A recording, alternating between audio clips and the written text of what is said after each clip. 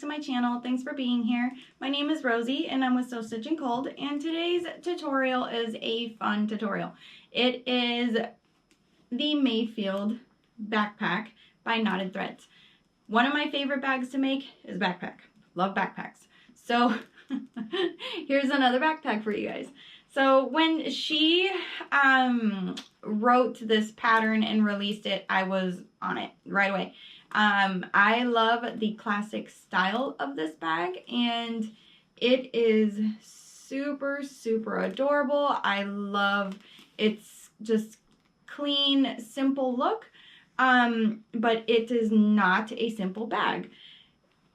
That being said, I want to say it's probably more intimidating for someone who's new to sewing or bag making to go through all of the steps that are involved to make this bag. Not all the steps are necessary, but they are helpful and they help you succeed in making the bag. So some of you may feel, oh, why are all these steps? Well, there's a reason for them, and trust the process. If you do all the steps, I feel you will be very successful in making this bag. So that being said, I do feel it is domestic friendly. You do have to be mindful of the materials you choose.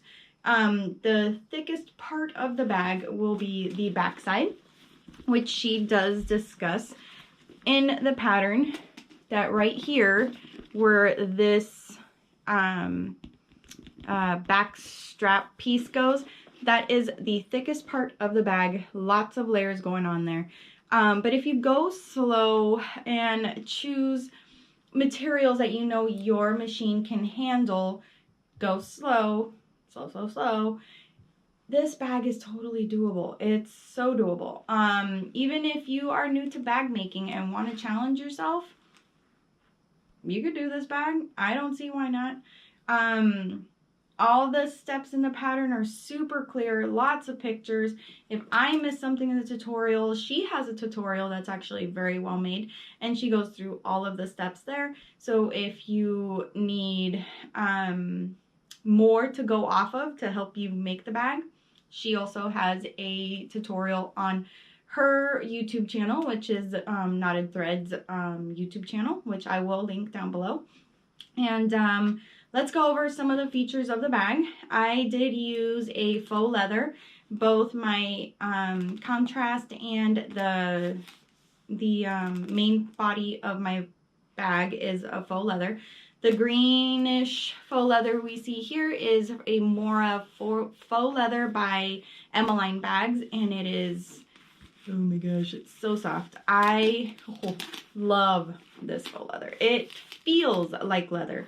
And since we used a foam for this bag, it even feels kind of squishy-ish, like leather would feel. I don't know. It turned out great. Like, I wish you guys can like feel it. It feels so good. Anyway, so my accent fabric, which is the floral, is from Your Vinyl Source. And both of these faux leathers are very domestic friendly. They're not thick. They are thin, but not too thin. So they do give great structure to a bag without a ton of interfacing. There is interfacing in this bag, but just the faux leathers themselves, I feel, are great weight for most bags. So my interior is made out of a waterproof canvas. And the entire lining is a waterproof canvas. So inside we have a pocket, a zippered pocket along the back side of the bag. There is a zippered pocket with this really cute overlay, which I used my exterior fabric for. And then on the front side of the bag, we have a slip pocket right here, which I used an accent piece also, which is my green faux leather, which I used as an accent piece on my pocket. So we have a zipper pocket and a slip pocket on the interior. And that is it for pockets. If you want to add extra pockets to this bag, I don't see why not. I do feel that the pockets that are in the bag are sufficient. And the bag is a good size interior wise because it opens up all the way. So there's this slider right here, which you slide open up the bag, and it opens up all the way. Like, you can fit quite a bit in that bag, and it's nice and deep. So, but if you want to add extra pockets, go right ahead. So the bag also has grommets. That's how we install the drawstring and how the bag works to open and close it. There is a magnet bridge, which is how you close the flap of the bag, and your little strappies go through this little opening behind the magnet bridge, which I think is really cute. It keeps it nice and neat, and your flap closes using the magnet. So that's the front of the bag.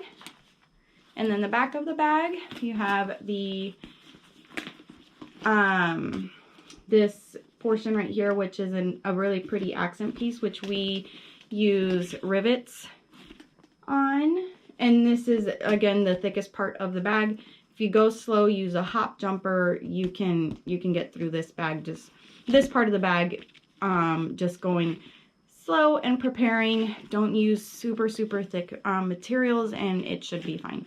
On the other side of my handle, there is a webbing. So there's webbing and my faux leather on the little handle part. We have my straps, and then more webbing and the connectors. And underneath we do have some purse feet. If you don't have purse feet, that's fine. I don't think it's necessary. It's just added cuteness. And look at that. Isn't that cute? I love the way the bottom of this bag turned out. So in the pattern, she suggests you use staples when you're putting this portion together. That worked out really well. I have never ever used staples to staple in a, around curves, and it really worked out really well. Like, I felt like like with clippies, they pop off, and when you're trying to like squish it underneath your machine and they fly off or they move or whatever, staples do not move, and I really love the technique. I'm assuming you can't use that technique in all bag making, but I will use it where I can because I found it super useful. So if you have a stapler in this bag, for sure, I feel is the best way to keep these corners nice and rounded and to sew around them nice and easy, go slow, but you get really nice corners doing that method. Just food for thought. So anyway, so that's the bag. I'm gonna go ahead and put it on so you can get an idea of what it looks like on. I have a step stool here, and I am 5'1", and I am a very petite person. And that's what it looks like on me. So that is with it fully extended, and then I can also adjust my straps to wear it a little higher if I'd like. So the straps are adjustable.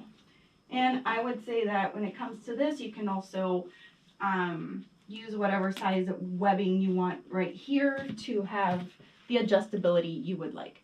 So that's what it looks like on, all the way as high as I can wear it. So that's the bag. It's very comfortable. It does not get in the way at all. I think it's a great size. All right, so that gives you an idea of what it looks like on me. And my final thoughts are, you can do it. I totally think you can do it. So I hope you give it a chance, even though you're sewing on a domestic. Give it a try. Lots of people have already made this bag. They've done it on a domestic. It's very doable. All right, so let's get started making this fun bag, and we'll be back soon. Let's get started. Okay, so here are all of our pattern pieces. There are a lot to keep track of. So I have labeled all of my pattern pieces so I know what they all are, especially all the little small ones. If you don't want to label all your other big pieces because it's obvious what they are, definitely label all your small pieces. There's a lot of them, and the easiest way to keep track of them all is to label them. This is how I've done it. So that is my suggestion, is to label all your pieces to stay organized. So let's go over our pattern pieces real quick. And here I have the main flap, which is on the outside of the bag. My flap and the entire exterior of my bag is made from faux leather. This faux leather is a patterned faux leather, which is from your vinyl source. And the greenish teal color vinyl is faux leather is from Emmeline Bags, and this is their Mora, I believe is how you say that. It's M-O-R-A faux leather, and it's just beautiful. I love it so much. It's so soft. There's still a little bit of texture to it, so it's not like super smooth, but there is some texture to it. It's gorgeous, and I love it. So my exterior is all a faux leather and is not interfaced.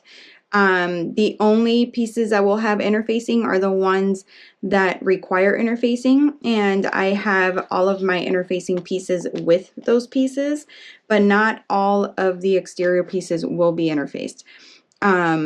There are pattern pieces for all of your interfacing. So for the foam and for the Decoville, light and heavy for this pattern. If you choose to use a different type of interfacing, that is up to you. If you do use lighter fabrics, it does suggest to use interfacing in layers. There is directions in the pattern how to interface your fabrics accordingly depending on what you are going to be using.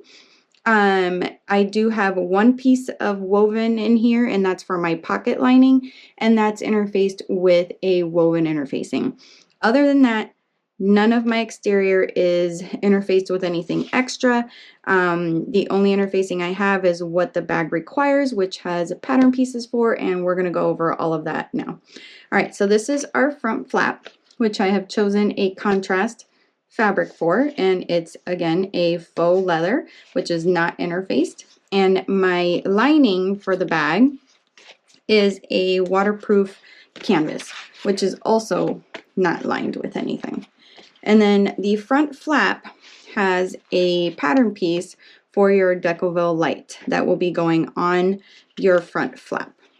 So I keep those all clipped together so I stay organized in this manner. This is how I organize all of my pieces. So everything from my front flap stays together. So this is our base piece, and you'll need 1 cut of your exterior, 1 cut of your lining, and 1 cut of heavy Decoville. You could use like a Peltex or something here. Just use what you have on hand and what works. If you don't have Decoville heavy, you can do 2 layers of Decoville light also. Next, we have our back panel, and you'll need 1 cut of your exterior, 1 cut of your lining, and a foam piece. Here's my slip pocket, which is just 1 cut of my interior, which is a waterproof canvas. Here is the main body panel. It's 1 large piece, and here I have 1 of my exterior, 1 cut of my lining, and 1 cut of my foam. And keep in mind, pay attention to the way that you cut your lining.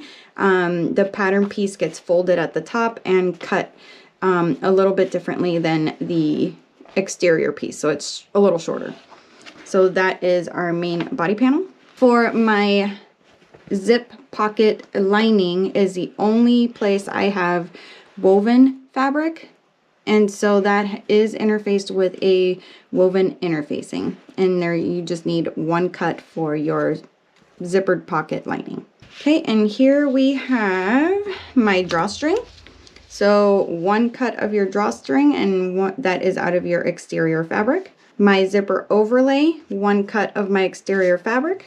The strap anchor, 1 cut of my exterior fabric, and the Decoville light that has a pattern piece for this piece. So 1 cut of your Decoville light, 1 cut of your exterior. Here is my webbing connectors, 2 cuts of my exterior. The upper back lining, which is 1 cut of your exterior and 1 cut of your Decoville light, which also has a pattern piece. My handle, 1 piece of my exterior. Straps, 2 cuts of my exterior. The slip pocket trim, this is optional. You don't have to do this, but I'm going to do it. So I cut 1 piece of my, from my exterior for this portion. The drawstring slider, there will be 2 cuts of your drawstring slider from your exterior. The magnet bridge, 2 cuts of your exterior for that. And 1 tiny little cut of Decoville light for that also. This is our upper main lining piece, and I have 1 cut of my exterior and 1 cut of my Decoville light. And last is our bridge overlay, which is 1 cut of your exterior and 1 cut of Decoville light. I know it's much larger, just trust the process. All right, so let's go over our hardware. All right, so for our hardware, zipper, and webbing needs, you will have 3 pieces of webbing, all cut to a specific length. These 2 are the same exact length. This one is a little bit shorter. Refer to your pattern for those sizes that you'll be cutting down your webbing to. Same with your zipper. You'll need just 1 piece of zipper tape. That's it. That's all you need. And then 1 zipper pull. Again, the size that you need to have your zipper cut to is in the pattern. And you'll also need 6 grommets. Here I am using the screw-in grommets. I thought it'd be easier since I don't have a way of using my press to insert grommets, which I would prefer if I had a press and just make it easier. So I purchased these screw-in grommets, and we're going to see how that's going to go. And then you'll need 2 simple square rings, 2 sliders with your adjustable sliders. You'll have 1 magnetic snap, 2 zipper ends. This is for our drawstring ends. It's optional. You don't need to add these on if you don't have them. It just gives them a pretty finished look. You'll need some purse feet and strap ends. I'm going to put strap ends on the ends of my straps. Again, another optional item. You don't need to have these. And then there's some rivets, my bag tag, and 2 woven labels, which hopefully I don't forget to add to the bag. I do that all the time. But I want to add both of these woven labels to the interior of my bag. All right, so let's get started with our first step, which is prep work. All right, so for this step, it's going to be where we're going to be doing all of our prep work. So I'm going to start with all of the pieces that I will be edge painting, just because this does take some time. So these are all the pieces that will be edge painted. I'm using a Giardini, I don't know how to pronounce it. But I have a base coat, and I bought this color set with a bunch of different colors from the Buckle Guy. It's a good starter kit with primary colors. So if you don't have edge paint and would like to give it a try, and take some of the guesswork as to what color should I need, this is a good set. You can also mix colors to get colors that you're wanting closer to what you're wanting to get. I have mixed color before. It's actually very easy to do. So that is what I'm doing, and I'm going to be using the gray edge paint today from my color kit. My exterior fabric is not gray. It's like this teal, green, blue color. And I'm doing the gray because my other accent pieces, like my zipper and my webbing's all gray, so I thought the gray would be nice. And then I don't have to do any mixing, and I think it'll look good. I think that's a good color. So that's what I'm gonna go with, and I did get that in my little set here that comes with multiple colors. So what we're going to do is that we're going to start with our base coat, and I'm gonna do 3 layers of base coat. So in between layers we will be sanding each layer, and then we will do 2 coats of our color. She recommends to do that especially on the pieces that have 2 layers, because we will be gluing these pieces together like this, and to really seal this piece together, she recommends to do 3 coats of your base and then 2 of your color. She recommends 2 base, 1 color for the pieces that are just single pieces and not the doubled up pieces. So for this step, we're going to be working on our magnet bridge first. So here I have some base coat. I have a roller tool. So you'll need some sort of roller tool to apply your base coat and paint. This is my paint. I have my 2 pieces for my magnet bridge, my little piece of Decovil, my female end of my magnet and washer, some tape. This is a Gorilla tape to cover my washer, and a marking tool, double-sided sticky tape, and then we will be working on our drawstring slider next, so I have that set aside for now. All right, so what we're going to do is that we're going to find the center of both of our pieces. So this is 4 1/4. So 2 1/8 should be our center. All right, so mark both of your pieces and find the center on your little piece of Decovil.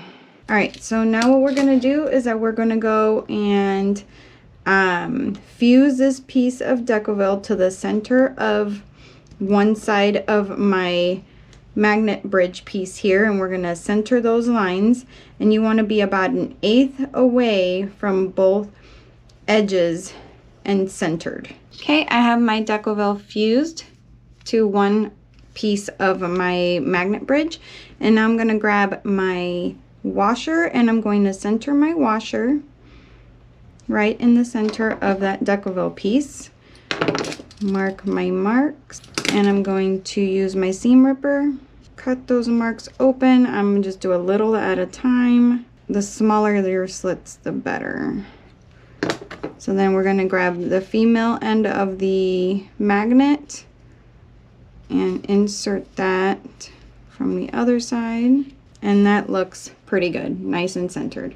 So now what we're going to do is grab the washer. You want to open your prongs because you do want this piece to be as flat as possible, and when you open up the prongs it lays flatter. If you close the prongs inward, it creates more of a bump in the middle. So you want to make sure that you open your prongs so it lays nice and flat. And then I'm going to grab a piece of duct tape here, or Gorilla tape in my case. Cover this up just to secure it some more, so over time that metal does not rub on the other side and wear a hole. And now I'm going to grab some double-sided sticky tape, and I'm going to apply double-sided sticky tape, and here you could use some glue, some really strong glue, or double-sided sticky tape, whatever you choose. I'm going to do double-sided sticky tape, and I'm going to do 3 rows. So I'm going to press these firmly into place, and then I'll remove the backing. Okay, I have the backing removed, and now I'm going to turn my other piece right side up, and we're going to put these 2 together, wrong sides together, lining up all of our raw edges the best we can. So I'm going to start at one end, and now we have our magnet bridge. We can go later and trim it down to make sure all of our sides are perfectly even.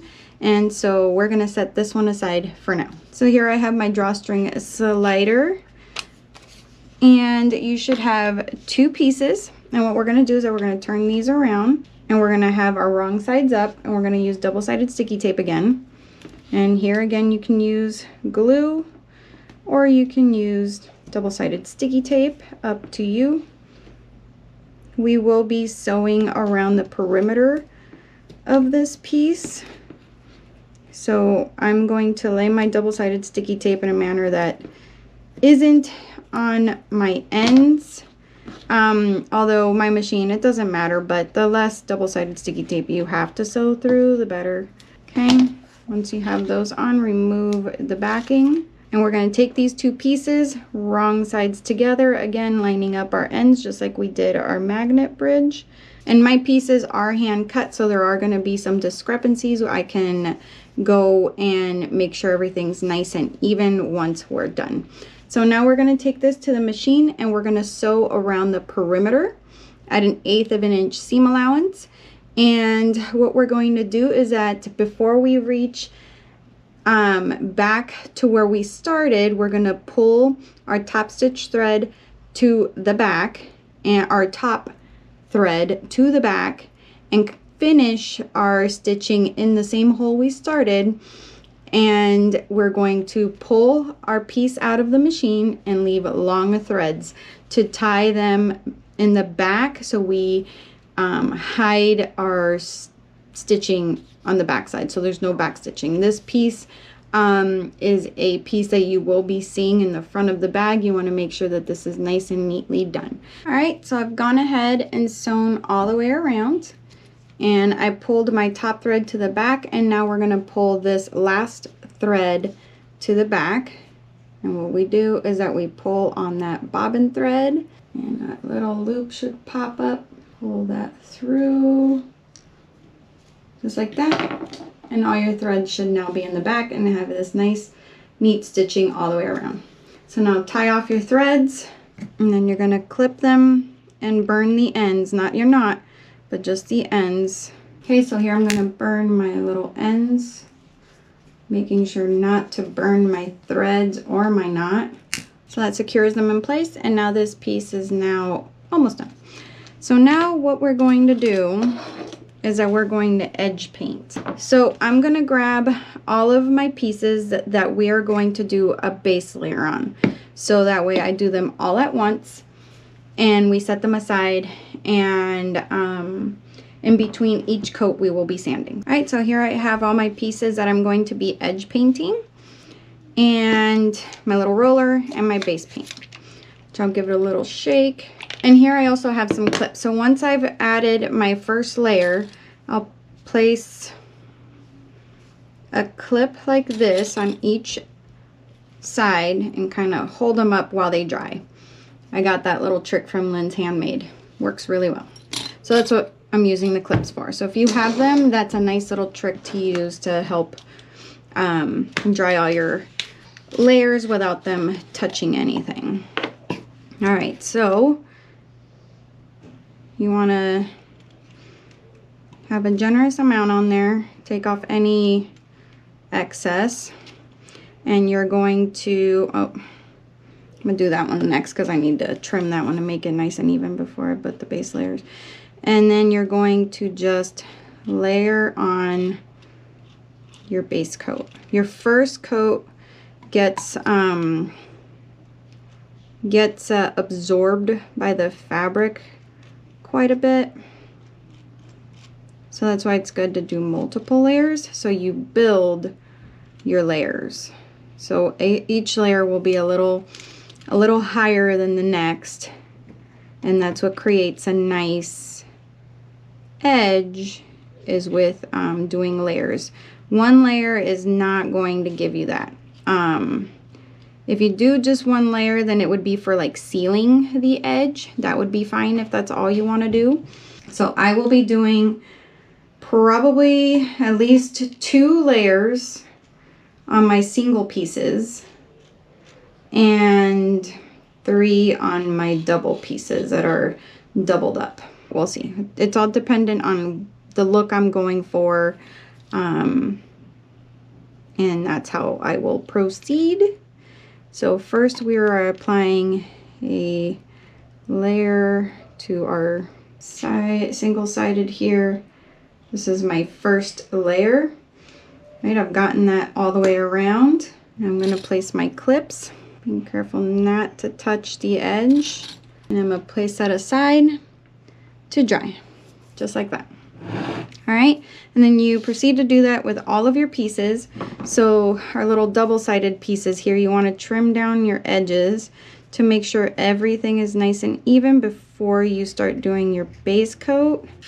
Do that with my other one. All right, I have those nice and trimmed down, and now I'm gonna add a base layer to the rest of my pieces. So I've gone ahead and applied a layer of base coat to all of my pieces, and now I'm gonna set them aside while they do some drying and move on to the next step. And we're gonna keep working in between the layers.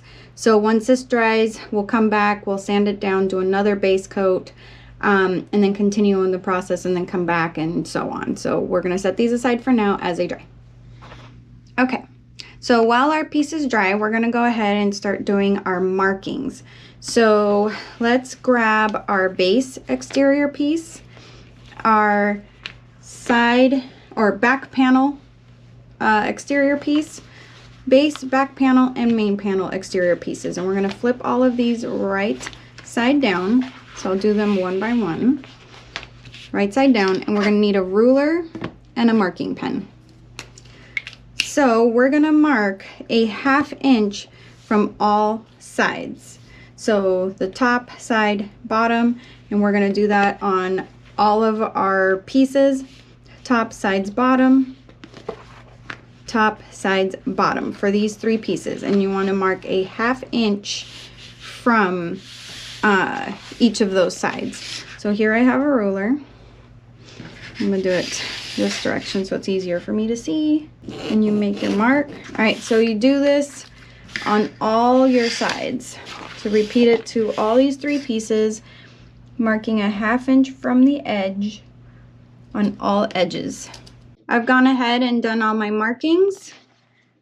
May or may not be able to see that. I think you can once I bring it up. So I have marked a 1/2 inch from all my sides on my back panel, my base panel, and my main panel. So all of my markings are there. And now we're gonna do the same thing on our upper main lining piece and our upper back lining piece. So there is a top and bottom to these. So the longer edges are the bottom. Turn these over, wrong side up, and make note that there is a slight taper to these where they start at the top and come down. So the long edges are the bottom top. So if you need to, you can go make a little mark like this so you know that's your top. So we're going to do a 1/2 inch marking from the top and sides on both of these. So we want the top, sides, top and sides on both of these. So my lines are now drawn on these pieces as well, and now I'm going to set them aside, and we're going to grab our flap and do the same thing. We're going to measure a 1/2 inch from this top edge. So this is the wrong side, so right side, wrong side, and then there's this curve along the bottom. So on the top straight edge, you want to grab a ruler and you're going to mark 1/2 inch in and down. So we want 1/2 inch in and 1/2 inch down from the edge, and we're going to make a mark on both sides. Okay, so I have my lines drawn. And now we're going to grab all of our pieces that we've done all of our markings on and the stabilizers for them. So some will have Duckaville light, some will have foam. And now is when we're going to fuse all these pieces to our panels. So right here we're going to fuse our Duckaville right in between these 2 lines we made. So we want to center that top of the Duckaville right along those 2 lines, and then we're going to fuse this on. and we're gonna fuse all of our pieces along those lines that we made. So on this piece, we're gonna align it with that top line. So now it's centered. Same with this one, and so on. And on this piece, align it right there, centered. It just helps you align all of your Decoville pieces and your foam pieces perfectly centered so they're not in your seam allowances. So that's how we're going to fuse all of our pieces. And then on our back panel piece here, we have our stabilizer and foam. So you're going to have a piece of Decoville and some foam for this back panel piece. And what we want to do is that we want to measure 1.5 inches down from the top centered. So let me find my center right here. So I have my center. I'm gonna go 1.5 inches down from that top center. 1.5. And we're gonna make a line at 1.5 inches. And this is where we are going to be placing our Decoville. So we have one line that's 1/2 inch from the top and a second line that is 1.5 inches from the top. So then our Decoville piece is going to go right aligned with that line, just like that. So this Decoville piece is called the strap anchor stabilizer, and it's cut in the same tapered manner as our panel pieces. So it fits perfectly within your seam allowances. And then once you've fused that portion on, then you want to fuse your foam right within all these markings that we made, so your foam stays within your seam allowance. So this is what all those markings were for. So that's how our back panel will be fused on. Then this is our base. This is our Decoville. We want to center this piece right in between all those lines we made, so it's perfectly centered, and we're going to fuse that on, and so on. And then our back main panel. So these are all the pieces that need to have our stabilizers attached. So I'm going to go ahead and take this to my iron, and I'm going to fuse all of my pieces together. And if you haven't already fused your woven to your lining of your pocket lining, go ahead and do so now, but I always do that prior to cutting. It's easier to fuse a woven piece of fabric in big portions and then cut. So my pocket lining is already interfaced with a woven interfacing if you're using a woven for your pocket lining. All right, so let's get all these pieces fused on, and then we'll check back on our pieces that we have applied one layer of base coat to. I've gotten all of my pieces fused. And the secret to fusing Decoville and foam, especially to a vinyl, is to protect your vinyl first off, and to just take your time, especially with foam. Foam can be kind of a pain in the butt to fuse. So if you take your time, it'll fuse just fine. What I do is that I give it a lot of steam, and I protect it and give it a lot of steam work, making sure these edges along all the edges are nicely fused. If you pick up, oh, I got a little piece there that's coming up, so I need to go back and refuse that. But if you have any where you check and see where you have any edges coming up, especially this bigger piece, make sure everything is nicely fused, completely fused on. If you have to do it a few times, do it a few times, but make sure all of your edges are fused on nicely. Now we're going to go back and grab our pieces that we were working on that have our edge coat base on them. So go ahead and grab those, and we're going to add another layer. Okay, so here I have all my pieces that we've been putting a base coat on, and they're pretty dry. So now we're going to do a little bit of sanding. I always keep this, it's a 220 grit. That's actually a really good grit for sanding in between your layers. And I use a really crappy pair of scissors I don't care about. And I use it in little pieces, just easier for me to hold on to. So then all you do is just start sanding. And you do this on all your pieces all the way around wherever you put base coat, and all that does is that it smooths it out so your next layer goes on smoothly. And each layer that you do, you will sand in between. Okay, so I've gone ahead and sanded all of my pieces, and now we're gonna do another layer of our base coat. Just like we did before, just take some of your base coat and start layering it. And see how that now starts to make like a little mound. It almost does like this little mound because that first base coat is already on there, and once you sand it, it gives you a nice smooth surface to apply your second layer.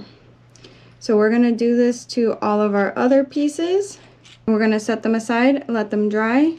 So now you want to prep your straps, your handle, your drawstring, and your strap anchor. So I've gone ahead and done this part already, but what you want to do is that on all of these, you want to find the centers, and you want to draw a line down the center of all of them. So all of mine have been pre-prepped, drawn a line down the center, and added a piece of double-sided sticky tape. I didn't do it to this one to show you. So you draw a line down the center, so you find the center of your piece, you draw a line, and then you get some double-sided sticky tape, and you lay that double-sided sticky tape right across the center of that line. So that preps all of these pieces for you. So go ahead and do that to all of your pieces and then set them all aside. All right, so now grab your back panel and lining and your main body panel and lining. So what we're going to do is that we're going to flip our main panels. We'll move the linings aside for now. And we're going to flip our main panels wrong side up. And what we're going to do is that we're going to find our centers on the top and bottom of both of our pieces. So I already found my center on this top one and the bottom. So I'm just going to mark it real quick. So that way it's marked. So there's my center marked. And then I need to find my center on this one. I'm going to clip them first and then mark it. All right, so now the tops and bottoms of both of my back panel and main panel are marked on the top and the bottom. So now what we want to do is that we want to find the top portion of both of our pieces. So remember, there's the main panel tapers and so does the back panel. So from the top, we want to draw a 1/4 inch line, not a quarter, 3/4. So we want to go 3/4 from the top. We want to mark along the top at 3/4 of an inch and make our line. And it is going to be right along the top of that foam piece. Okay, so just like that. So I have found my center right here, and from the top down I marked 3/4 of the way down and drew a line all the way across, and then found the center on the bottom. So we're going to do the same with our back panel. So 3/4 of the way down from the top. You want to make your line, and then you want to make sure that your centers are marked at the top and the bottom, and your line is drawn. All right, so then our side main panels, exterior main panels, not side, sorry. Now our exterior main panels are done, the back and the main.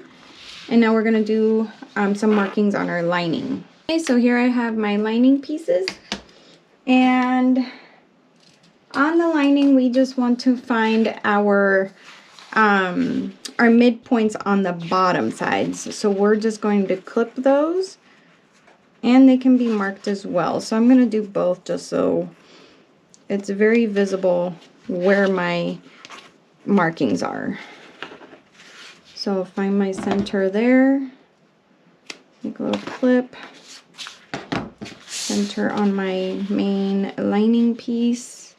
So those are now clipped, and then on the wrong side, I'm just gonna mark those so I know where they're at. So now our lining pieces are ready to go, and we're going to grab our flap and the pattern piece for the flap to mark our magnet placement. So before we do that, we want to mark those horizontal lines across the top of our upper main lining piece and our upper back lining piece as well. So we want to flip these. The top side is the shorter side, and then it tapers to the wider, which is the bottom side. Same with this piece. Our top side is the shorter of the long pieces. So at 3/4 of an inch, we want to make a line across both of these as well, as like we did on our main panel and back panel. And then we want our centers. So I clipped my centers, and now I'm just going to mark them. You don't need the bottom, mark just the tops.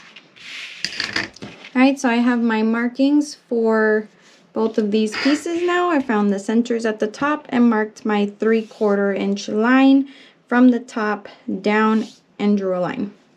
So now we're going to grab our flap and the pattern piece, and we're going to find our placement for our magnetic snap on the right side of our lining. So what we want to do is that we want to transfer that over. So we want to line up our piece here. I'm going to make a little mark with a little owl piercer. Just pierce that right in the center. I'm going to remove my pattern piece and use the marking tool to mark that for me. So that's the center of where my magnetic snap will go. All right, so once that's done, we'll set this aside. Okay, so now grab your base lining and your slip pocket piece. And we are going to grab a ruler and a marking pen. And on the wrong side of this slip pocket piece, we're going to draw a 1-inch line in from both sides of the longer side. So this is the longer side, this is the short side. So I know this is my long side of my slip pocket because that should be our 9-inch side, which mine is just under that, but that's okay. So on our long sides, we're gonna draw a line 1 inch in from both of those long sides. Okay, once you have your lines drawn, set that aside and grab your bases. And on the wrong side of both of these, we're gonna find our centers and mark them. So I'm gonna fold. All right, so I have all my four corners centered and marked. And do the same with the exterior piece. There's a lot of markings and a lot of prep work in this bag, but it is totally worth it in the end. All these markings will be helpful, so trust the process. I know it seems like a lot, but a lot of the prep work is already done. So now our base pieces are done, and we're going to set that aside along with our slip pocket, and we're going to move on to our next step.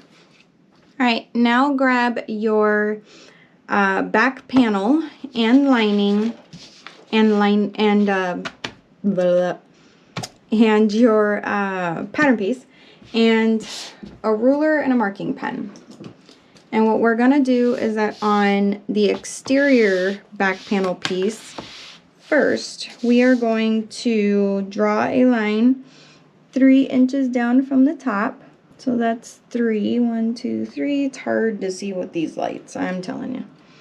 And with not this kind of marking pen, with a vinyl marking pen. So 3 inches down from the top. So this is my top. This is my bottom piece. I just have it sideways so I can see what I'm doing. So 3 inches from this top portion, I'm going to draw a line. And then 3.5 inches down from that, I'm going to draw another line. So those are the lines you should have on the exterior portion of your back panel.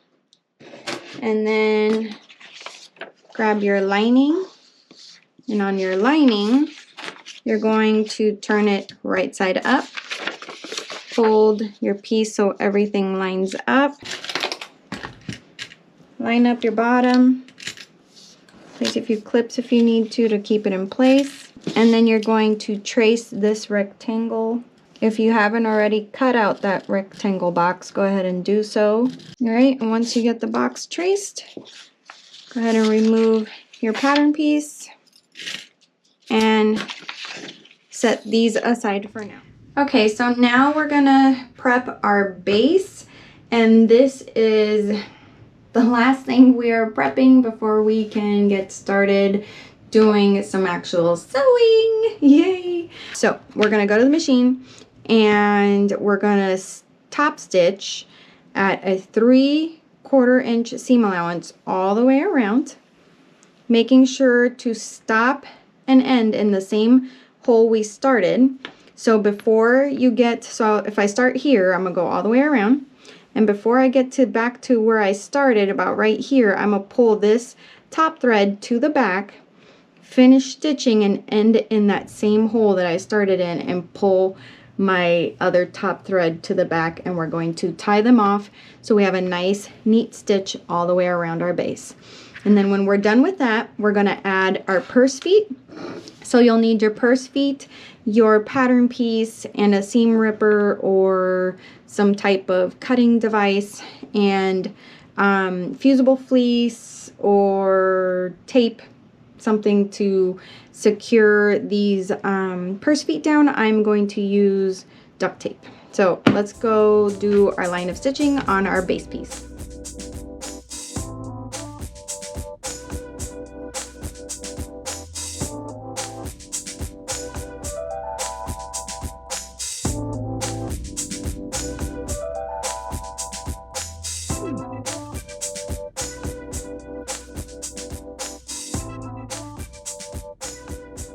Alright, so I've gone ahead and pulled through all of my threads to the back. I'm going to tie those off and then burn my ends to secure them. And then we are going to move on to our purse feet. Alright, so I have my stitching done, tied my threads to the back. Now I'm going to use my pattern piece to find my placement for the purse feet. And I'm going to align the pattern piece, and I'm going to place a few clips to hold it in place, and then I'm going to make my markings. So I'm going to use owl piercer to pierce the centers of the holes. I've poked through, made my markings, and now I'm going to install my purse feet. So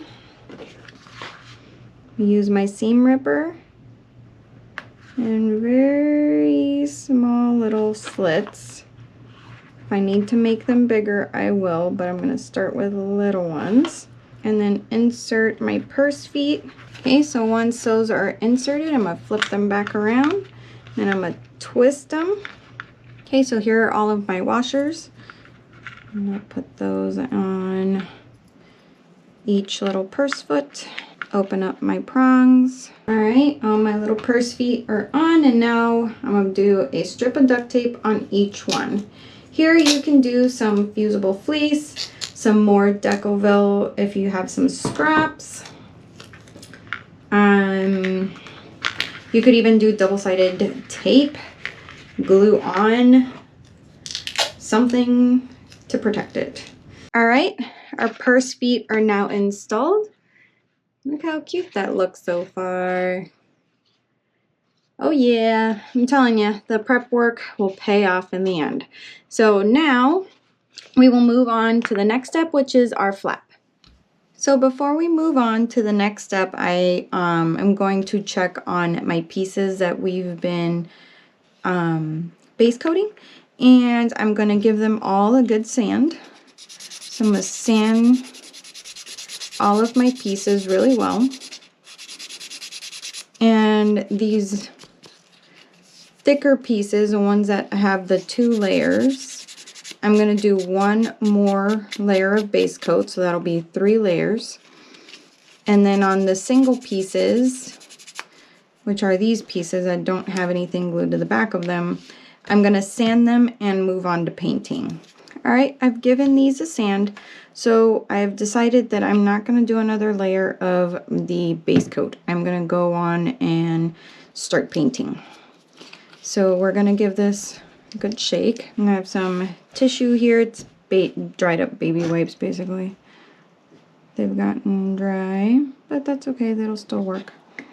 Just something to help me clean up. Alright, so we're going to layer our color. Nice and smooth. And we want to do even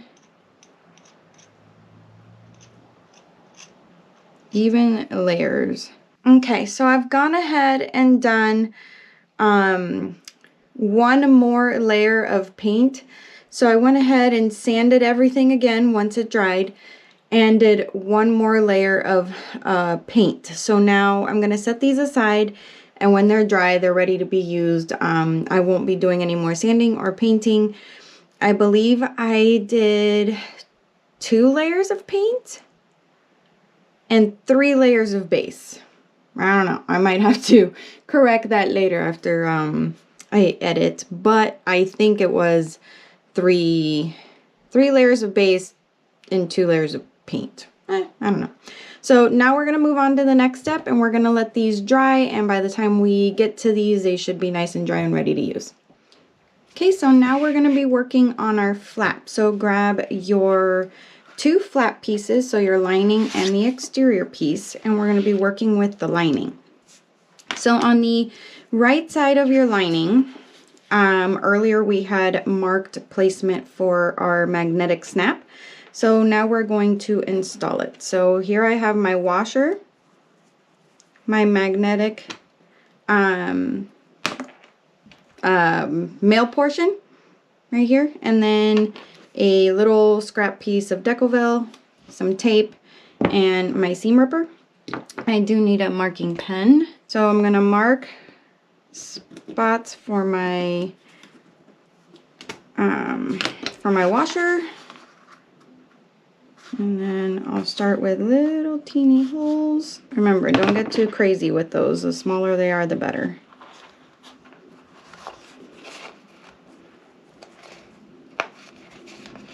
Alright, insert the washer, flip it around, make my marks on my Decovil. Alright, the washer is now installed, or the magnetic snap is now installed. Grab a piece of tape and cover it up. So our magnetic snap is now installed. And that's what you should have. So now we are going to flip our, no, we won't flip it. We're going to flip the top portion right sides together. So this is the right side of my lining, right side of my exterior. We're going to line them up right sides together. Lining up all of our raw edges. Clip together to hold them in place. And we're going to take this to the sewing machine and we're going to sew around the curved edge at a 3/8 seam allowance. So we're not going to sew the top portion. We're going to leave this open and we're sewing from the top all the way around at a 3/8 seam allowance.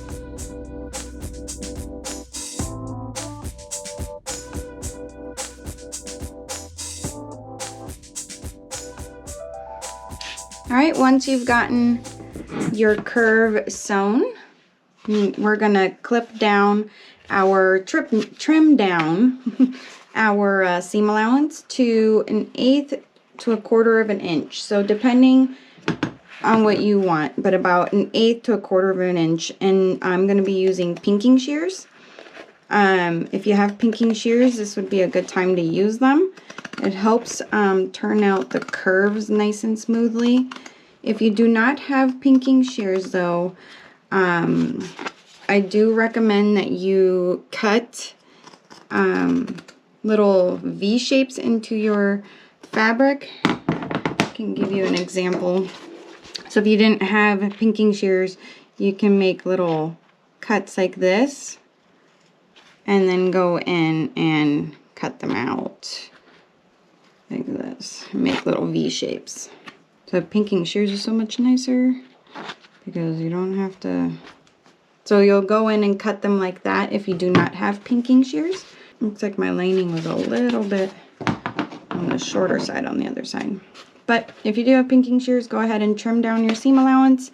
If not, cut in your triangles to make sure that your curve turns out nice and smooth.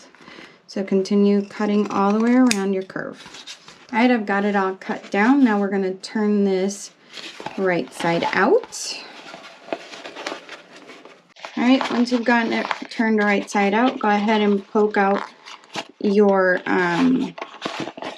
curve the best you can. Go along that seam and press it out. I just run my finger all along that seam on the inside as I press the seam. Once you have that nicely pressed, since I'm using vinyl, I'm not going to press this with an iron, but if you did have a fabric that you can press with an iron, that would be good to do, because then it flattens it out nicely for you. And I could iron it from the other side, because this is the right side of my waterproof canvas, which won't melt, but I'm just going to give it a good finger press and I'm going to call it good. So now we're going to take this to the machine and we're going to top stitch, and I'm going to start at the top, go to the side and go all the way down and go back and finish at the top. So we are going to sew closed this top portion now as we top stitch at 1/8 of an inch seam allowance.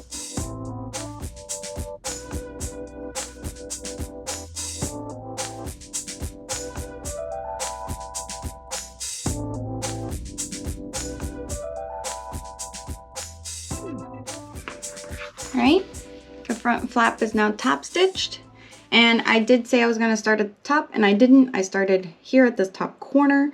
I was going to start here, go this way, and then go all the way around, but I didn't. I started here, went all the way around, finished here. That's okay. Either way, it's gets the job done. So now we will move on to our next step. Okay, so now you will need to grab your 2 straps, your handle, your drawstring, and your shortest piece of webbing for your handle. Flip right side down, and if you haven't done this already, go ahead and prep your straps and your handles and your drawstring by drawing a line down the center and applying double-sided sticky tape. In the directions, it tells you to apply the double-sided sticky tape to the top edge and then bring it to the center. I, out of habit, do it this way, so that's the way I did it. Either way works. So if you haven't prepped your handles yet, find the centers of your straps, your handle, and your drawstring, and put your double-sided sticky tape either along the edges, top raw edges, or down the middle where you drew that line. And now we're going to fold in our raw edges to meet that line.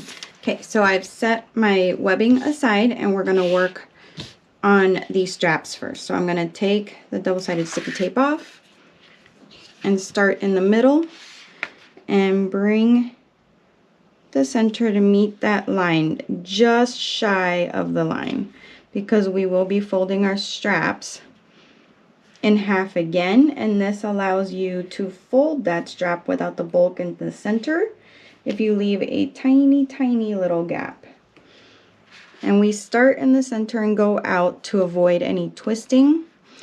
This is a way I've always done my straps. I always start in the center. I tend to line it up a little straighter if I do it this way. Okay, so we're going to do this to both raw edges, and you're going to do this with all of your handles and straps, but we'll finish this one real quick, just bringing that to the center there. Okay, and once we've done that, we're going to fold it in half again, and we'll place some clips to help us keep it in place. And now you're going to do this with your other strap as well. Alright, I've gotten both of my straps folded and clipped. And now you're going to do the same thing with your handle, but the handle is not going to get folded in half again. So we're going to bring our raw ends to the center, just like we did our straps. And this one you want to bring up all the way to the center. And once you've done that, we're going to use a strip of double-sided tape. So I got some 1/4 inch double-sided tape here. And we're going to put that strip down the center of where we folded that seam in. This is the side I folded my seam in. This is the nice non-folded side. So that's where you want to put your double-sided sticky tape. And we're going to lay our piece of webbing right in the center of that. Alright, so once you've got your webbing laid across that, mine is just a little bit longer, so I'm going to trim that down real quick. And I'm going to burn those ends. So this is now prepped, and now we can set that aside. And now we'll do our drawstring. So same thing. We're gonna bring our raw ends to meet the center line. All right, once you've gotten both sides folded into the center, this is the side that we folded our centers to. And we're gonna run another strip of double-sided sticky tape, and we're gonna lay this strip of double-sided sticky tape along one side of that seam. So I'm going to lay this along this side all the way down. Alright, once you've removed your backing piece, and you're going to bring these two sides, so here is my strip of tape going along one side seam, and then we're going to start in the middle and pinch them together. And then you can use some clips to help you keep this in place. And you're going to do this all along the full length. Once that's clipped together and everything's nice and folded, now we're going to go to the machine and we're going to sew all of our pieces. So on your drawstring, you're going to sew along the side that is open. The open side seam here, we're going to sew one line all the way down that side. So this side's a folded, this is the open side. On the open side at 1/8 of an inch, we're going to sew just one line of stitching all the way down on the drawstring, and then the drawstring's done. On our handle, we're going to sew at 1/8 of an inch seam allowance all the way around all four sides. So on our straps, you can do it either the way I'm going to do it or the way it's in the pattern. The way it's in the pattern, it has you start at one top folded edge, and normally you always want to start sewing on the side that you need to close up. So on the open side, you start on one edge and you go all the way down, stopping once you get to this bottom side 1/8 of an inch from the end, leaving your needle in, pivot, and then go back up the other direction. And the reason why you'll do that is because you have a nice finished stitch line across the bottom.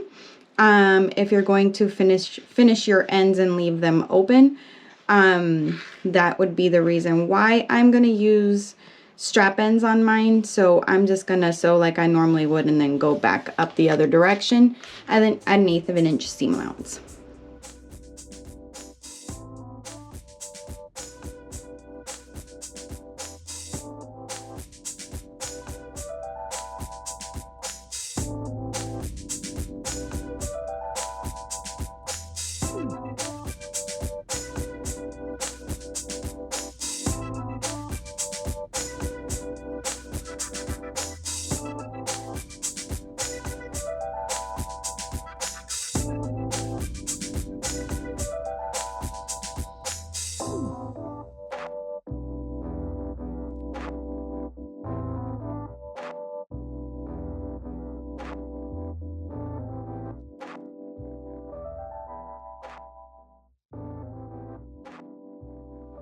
Alright, we've gotten our handle, our straps, and draw cord, draw strap, draw string, whatever you want to call it, done. So now we're going to put these aside and move on. Okay, so now you're going to need your last two pieces of webbing, which are for your strap, and your two webbing connectors, some clips, a ruler, and a marking pen. So we're going to take our ruler and we're going to mark on each end of our webbing. So we have two ends, so on one end, on both, we're going to mark a 1/2 inch mark. All right, once you've got your lines drawn, just like that, on both pieces, we're going to grab our webbing and we are going to, with right side up, we're going to fold our webbing along this flat edge. So there's a triangle, right? So along this flat bottom edge, we're going to put our webbing and line up that line with that top edge, and I'm going to fold this webbing, fold this triangle webbing connector around that piece of webbing, just like that. So it lines up these bottom edges and creates a triangle, a smaller triangle. So along those edges, you want to encase that webbing up along this fold. And I'm going to place a few clips to clip it in place. So that's what you should have. This is your fold along the webbing piece. And then we have our flat edge along the top, and then our angled piece along the side. Just like that. I'm going to repeat that on the other piece of webbing. So what I do is here I have a triangle, right? So I'm going to turn it upside down. So now I have the bottom portion of my triangle on the top. So it's an upside down triangle. I'm going to grab my webbing. I'm going to fold that triangle around that webbing, and I'm going to line up my raw ends and line up this top raw edge of the triangle, flat top part, along with that line. And then match up my raw ends and clip. All right, once you have those, this is what you should have.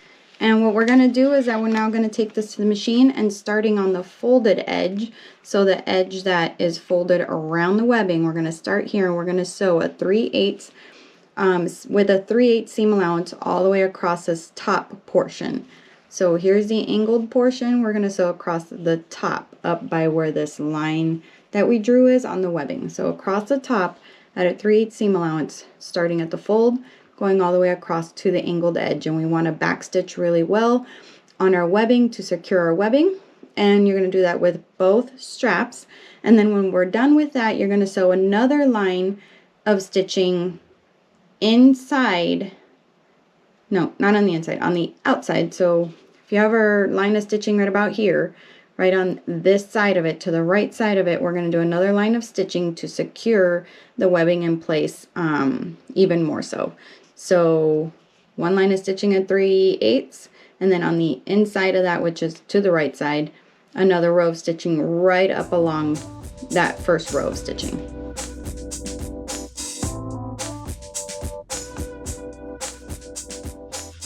So once you have these sewn down, I went ahead and did my original line of stitching here, and then on the inside to the right towards the raw edge, I did another line of stitching. I didn't record that part because I forgot to do that, so I went back to my machine and did that. So anyway, once you have that done, we're going to trim away our seam allowance just around the webbing.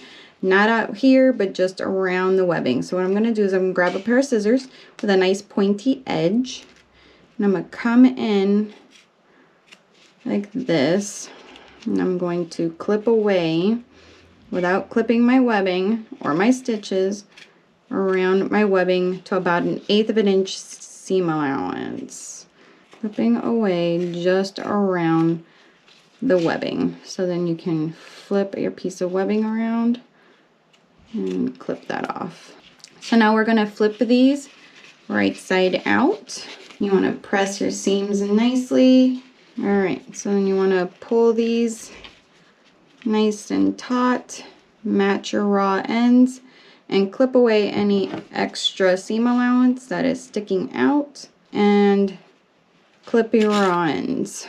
And we're going to take these to the machine, and we're going to top stitch on all 3 edges at 1/8 of an inch seam allowance all the way around on all 3 ends.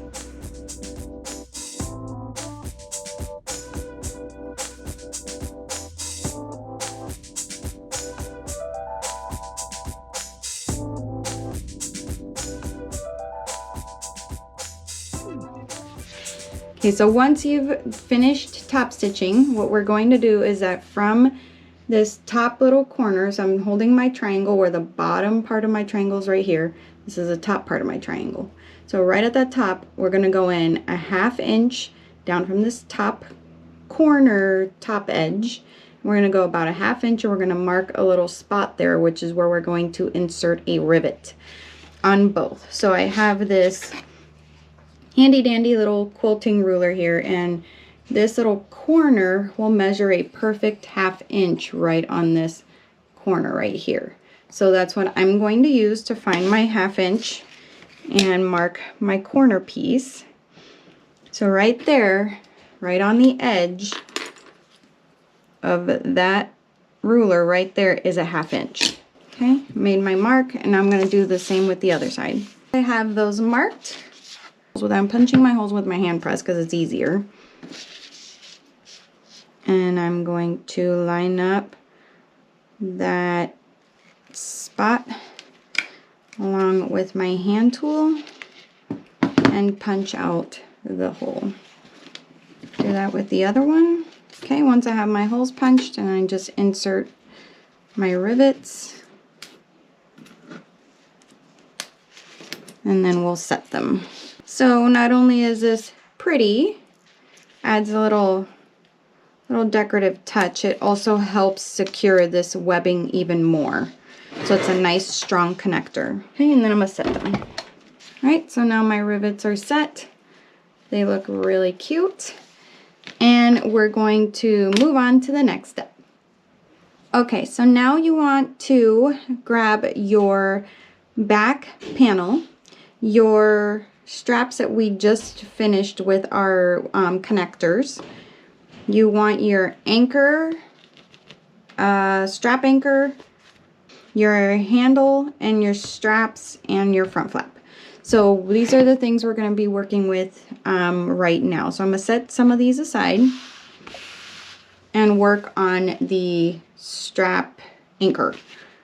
Right? Is that what that's called? Strap anchor. Yes. All right. I'm going to set these aside. And on the wrong side of our strap anchor, I've already gone ahead and placed my double-sided sticky tape across that line that we already drew. So you found your center. You can kind of see it there.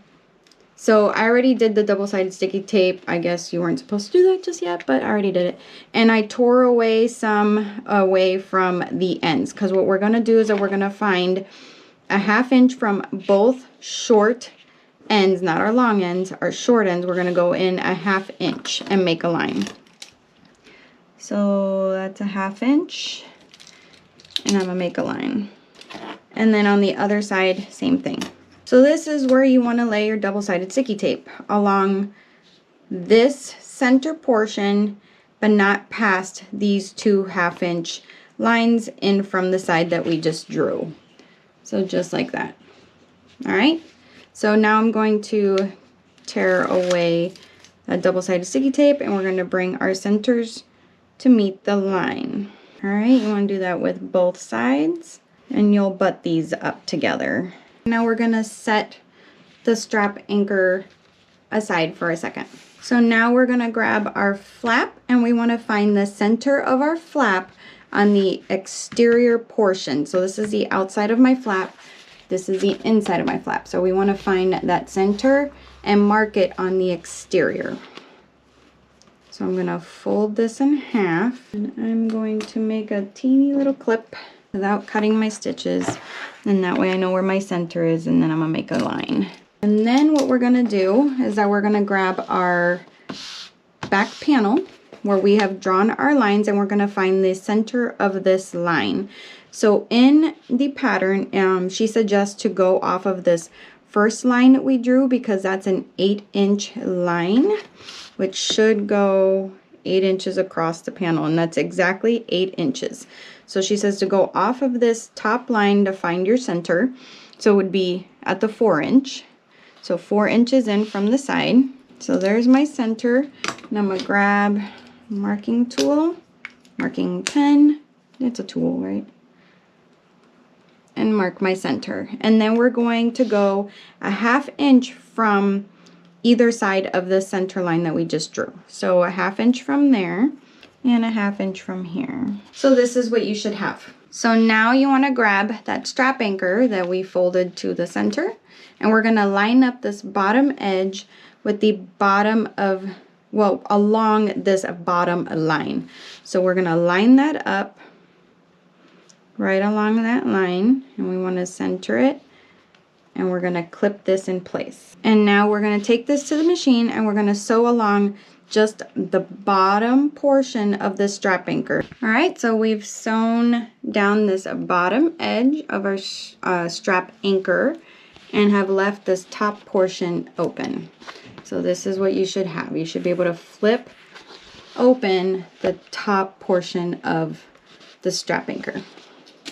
So now we're going to grab our flap, and we're going to find the back side of our flap, so the lining side, and along this top raw edge we want to lay a strip of double-sided sticky tape. I have 1/8 inch double-sided sticky tape here, and then we're going to remove the backing, and we're going to grab our back panel, and I'm going to flip open that strap anchor to reveal this top line that we have left. So I'm going to turn my flap wrong side down, where we had just placed that double-sided sticky tape on there, which is on the lining side. We want to see our exterior side now, where we had made our marking, our center marking right there. We want to line up that center marking with the center marking right along this top line, right along there. So we want to line up our center mark with this center mark and line up the top edge with the line. All right, and then I'm gonna grab a ruler to make sure that everything is on straight, and if it's not, we'll adjust. It is perfectly straight because it's hitting right at my 4-inch mark, because this is an 8-inch line, and my flap is now centered perfectly on the back panel. So now what we're going to do is that we're going to baste this in place at a 1/4 inch seam allowance, sewing just on the flap at a 1/4 inch seam allowance across this top portion, and you want to flip your strap anchor out of the way while you're doing that. All right, so we've gone ahead and basted down the flap. So this is what you should have. So now we are going to grab our handle, the piece that we sewed the webbing to. So you're going to take, with the webbing side up, we're going to align this raw edge on the outside of one of our 1/2 inch markings that we made.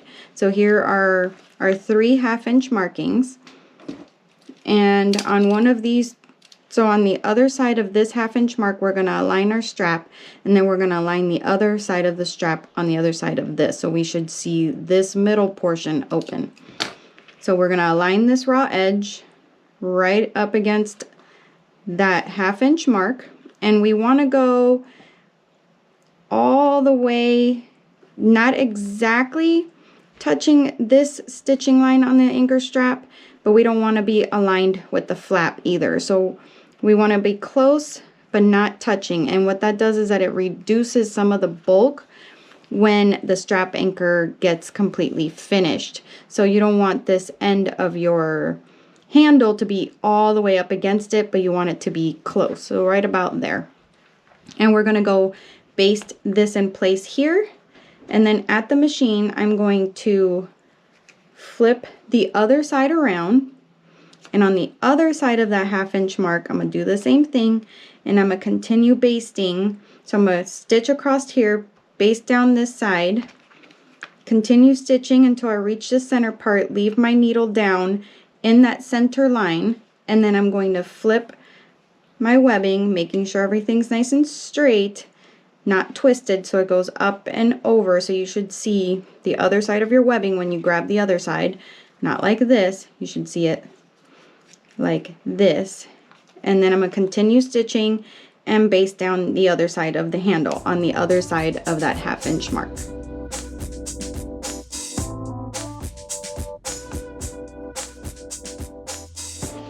All right, so we've gone ahead and basted the handle on.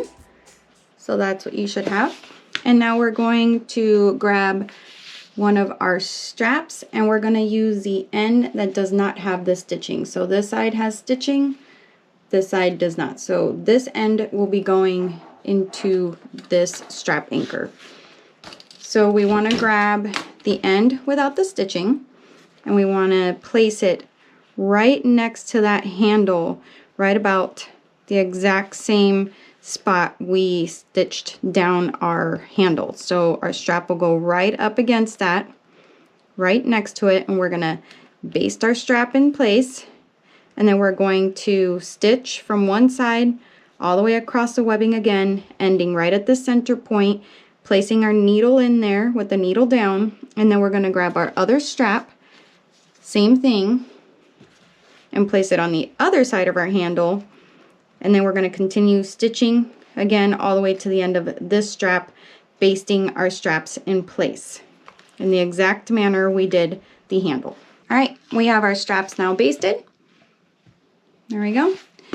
And now we are going to lay a 1/4 inch double-sided sticky tape across everything we just basted on this side of this line. So we want to go a 1/2 inch from the stitched line of the strap anchor. So it would be this stitched line right here. So we're going to measure up a 1/2 inch from there. And we are going to place a strip of double-sided sticky tape. All right, I have my double-sided tape on there now. And now what we're going to do is that we're going to remove the backing and we're going to lay our strap anchor nicely across that. And that's going to help us hold things down while we take this to the machine and stitch it down. This is the portion of the bag that gets pretty bulky. This is probably the bulkiest part of the bag, is stitching across all these layers. We have the back panel, we have the flap, we have the strap, the handle, and the anchor itself. So that's a lot of layers to go through. So if you are sewing this on a domestic machine, make sure that you go slow, hand crank over any of these high portions. So when you get to here, crank, hand crank. When you get to the flap, hand crank. Get to the strap, hand crank, go slowly. If you need to hand crank across all of this, do so. And then you'll be able to get past this section. This section is the only section that is the thickest part. So this is why she suggests having a industrial or semi-industrial, is because of this portion. I do feel most domestic machines can do this. I would lengthen your stitch and go slow, hand crank. I feel you should be able to get past this portion as long as you go slow. Make sure you're using a needle that can puncture through all of these layers, and slow, slow, slow, and you'll be fine. So now we're going to go ahead and top stitch, and we're going to start on one side. So I'm gonna start right here, right where on this end right here. So I'm gonna stitch up and then stitch across and then back down the side, and then we'll trim off the excess portion of our strap anchor when we're done. So top stitch at 1/8 of an inch seam allowance.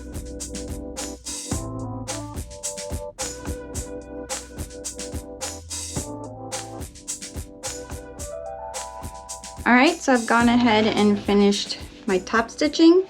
Oh, I didn't stitch down this side. I'm a goober. I'm gonna go ahead and stitch that down real quick. All right, I went ahead and finished stitching that other side down. I stopped before I was done. All right, so that's stitched. And what I did at the machine is that I have these little, these are like scraps of leather that I have laying around, and I just kind of stitched them into these little square things. And it's like my hop jumper. I don't know what those things are called, but I use it to help me climb from like this to this flap right here, because that can damage your vinyl.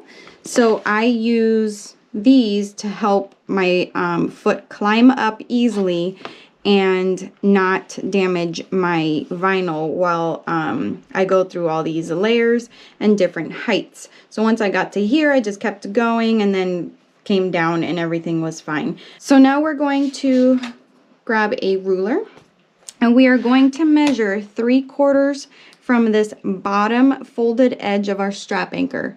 So from this bottom edge, we're going to measure 3/4 of an inch up from there, and we're going to make markings on all 4 points. So that's going to be on the strap, 2 on the handle, and on the other strap. So we're going to measure 3¼ inches from the bottom edge of that strap anchor. I wonder if I should use my rivet guide. I think I'm going to use my rivet guide. So you can use a ruler if you don't have a rivet guide, and so the ruler will be at the 3/4 inch mark up. You're going to put a dot here, here, here, and here, and I'm going to use my rivet guide to do this. Alright, so I've gone ahead and made my markings, and I feel they look pretty straight.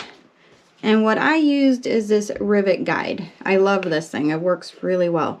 It's from So Sweetness, and it's a rivet centering ruler, and I really do like it because there's different measurements, and it lines up my little marking spots perfectly. I really enjoy this ruler. I don't know if she still sells these. I don't know. I've had this ruler for a good while. So I'm not sure, but you might want to check and see. I'll put the link down below if it is available. It's a great little tool to have. And I know that there's a lot of other rivet guide rulers out there, so you might want to give those a try if you don't have one. All right, so I'm going to go ahead and grab my press, and we're going to make the holes for our rivets. All right, so here I have my press, and on my press I have this owl piercer, this little guy here, and that's how I'm going to make my holes for my rivets. So I'm going to go through and punch out all of the holes I need. All right, so I've punched out my holes. Make sure that everything went nicely through. Got my holes punched, and I'm going to insert my rivets. And push them through. That's a lot of layers to get through. Okay, so I've gone ahead and inserted all of my rivets. Now I'm going to go ahead and set them all. All right, so those are all nice and set. All right, so grab your webbing connectors and a ruler and some scissors so we can trim down this portion here, which I did not do yet. So I'm gonna go ahead and do that right now. You just want to trim it down flush with the edge of your panel. Grab your connectors and some clips to clip your connectors in place. And we want this portion of our webbing to go up. So you want this portion to be facing upward. So this one will go here. So we want them going this way. And we are going to measure a 1/2 inch from the bottom to place our connectors. A 1/2 inch, so that connector will go there. And then a 1/2 inch on the other side. Place my connector, and you want to make sure that they are going up, so they should be making this X right here. So they are crossing and going upward. And then we're going to take this to the machine, and we're going to baste along the edge to baste down our strap connectors down to the back panel. All right, we've gotten our anchors now basted down to our back panel, and now I'm going to just kind of wrap the webbing up to have it out of our way. This is also where you want to add a bag tag if you're wanting to add it to the back of the bag. Right about here is where she places her tag. I will not be putting mine there. I'm going to put mine on the front of the bag. So I will be doing that in a later step, probably here very soon. And then also, this is where you will be edge painting your strap ends, if that's what you're going to do. You could leave them raw if you're using vinyl, so it's not that big of a deal, but if you want a nice polished finish, this is where you would do that. You also want to make sure that you have checked on your edge paint on your other pieces if you're not done or you're wanting extra steps or more layers, whatever it may be. Mine's already done, so but if you haven't finished that already, make sure that your edge paint is almost done, because we'll be needing those pieces here soon. And so make sure those are done so they dry adequately, and edge paint your straps if that's what you're wanting to do. I'm going to be using strap ends on mine, so I will do that later in the process once we've built our straps and done all that portion of the bag later.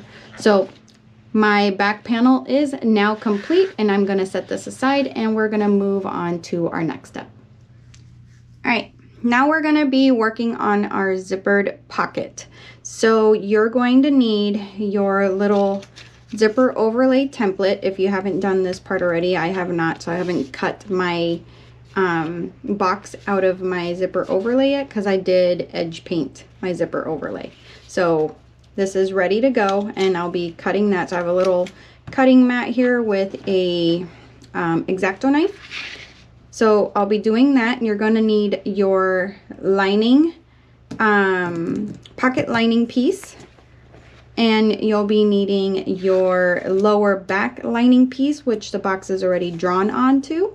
We prepped that earlier in the beginning of our prep work. And then you'll need your zipper and your zipper pull. So for now, keep the zipper pull off of your zipper, and let's get this overlay prepped real quick. If you've already done this already, then you can go ahead and fast forward. All right, I've got my box drawn on there, and now I'm going to use, I could have just used my overlay as my straight edge, but being that this is going to, you're going to see this raw edge once I cut this, that I want to have a nice clean cut. So I am going to use a ruler. Try to get this in there so you can see what I'm doing. I'm going to get a ruler, and I'm going to use that as my straight edge to cut the box. All right, so I've gone ahead and cut the center out of my zipper overlay here. So I'm going to put that aside along with my lining and my zipper pull. And we're going to work with our zippered pocket lining piece. I know it's white, so it's hard to see it. And our zipper without our pull. So what I'm going to do is I'm going to get some 1/8 inch double-sided sticky tape, and I'm going to lay that across the back side of my zipper tape. You can clip this if you'd like, but I'm going to use double-sided sticky tape. Take off the backing, and that is where I have my double-sided sticky tape, and this is the side that I'm going to be laying across the top of the shorter raw edge of this pocket lining. So just like that, this part is open right here, and we have attached it along this top raw edge. Now we can go baste this, and I think I'm going to, because what I'm going to do is after I baste it, I'm going to top stitch it on the other side along this side to help it lay flat. You could just iron it if you want. So after you baste here, then what we're going to do is that we're going to flip this over and we're going to baste along that side. And then what that does is that it creates these little pop, like these pop up a little bit like that. So you could use an iron to iron it nice and flat, so the installation of the zipper onto the pocket piece is easier, but I like to top stitch it. It's just what I like to do. So I have that on there now. We're going to go baste this, and once that's basted along this edge, I'm going to flip this seam allowance to the back, flip it over, and top stitch along here. So you'll have your zipper on this side and top stitch along this side.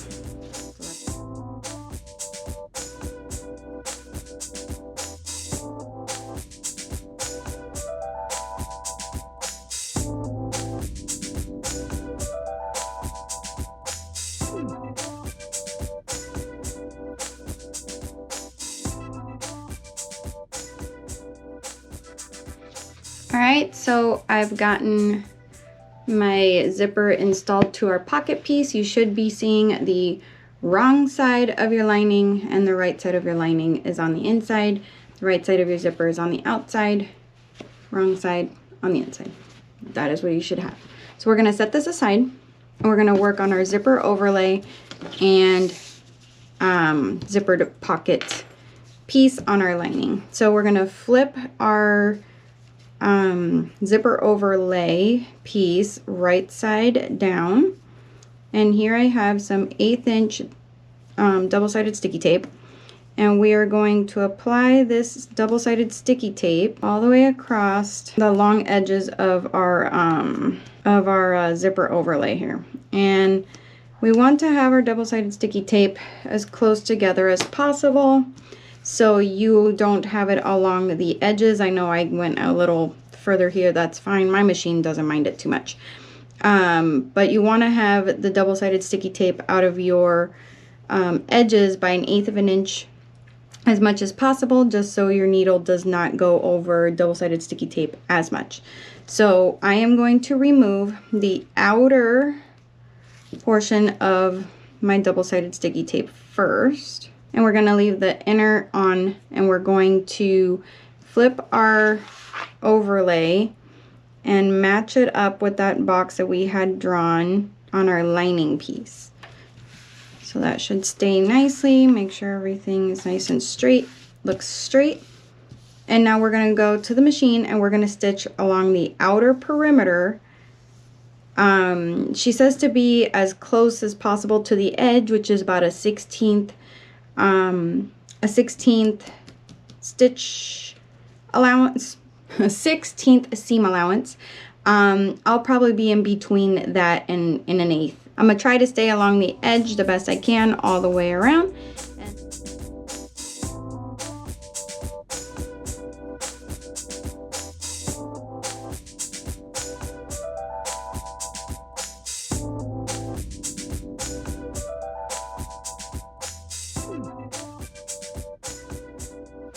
Alright, so I've gone ahead and stitched around the edge, and I left my threads along, so I'm going to pull this top thread to the back. Alright, so now that portion is done. So now what we need to do is cut out this center portion right here without cutting our stitches. So I'm going to start it off by making a hole right through there. Sorry, someone started a weed whacker.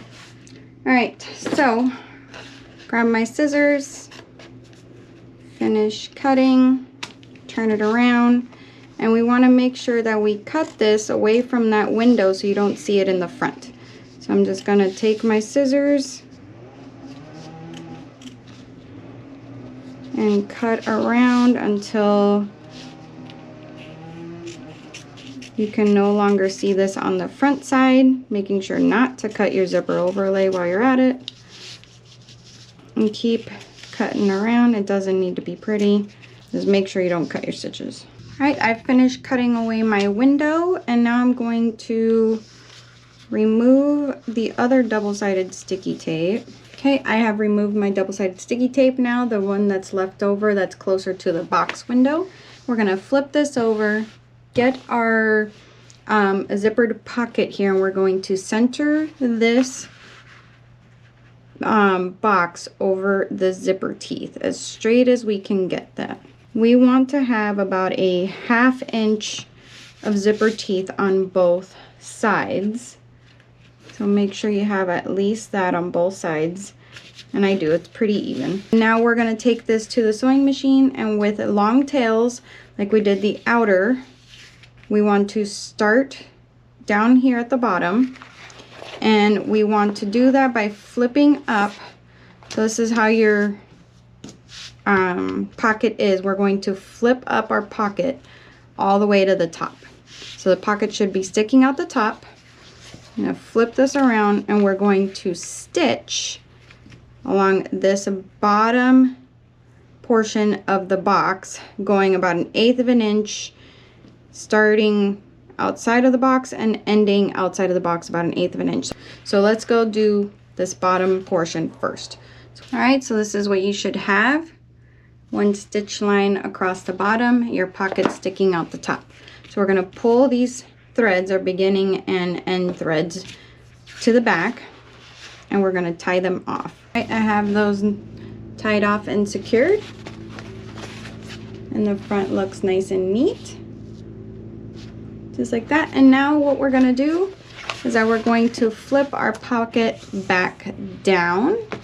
So our pocket is now down. You want to press that nice and flat, making sure your pocket is now out of the way, not sticking out the top, should be sticking out the bottom. Now we want to insert our zipper pull from the right side, and I'm going to grab my little zipper jig here. You're not going to be able to see it because I have to have it on the end of my table, but I'm going to install my zipper. Now from this side, before we move on, you want to install your zipper. If not, you're going to sew this shut without your zipper. So I'm going to install my zipper pull from the right side, so then it closes to the left, opens to the right. Okay, so I thought I'd show what I'm doing here. You can kind of see what's going on. So I've got my zipper pull on my zipper jig here. I went and I opened up my zipper teeth from the right side, and now I'm going to install my zipper pull. Now it's on there even. So pull my zipper pull in, and now it's closing to the left, opening to the right. So keep your zipper pull in the center for now, and we're going to go to the machine and we're going to do the same thing we did at the bottom, but we're going to start here where we started last time. We're going to go up the side, across the top, and ending in the same hole we ended in last time, and pulling our threads to the back, so you want to leave your threads long.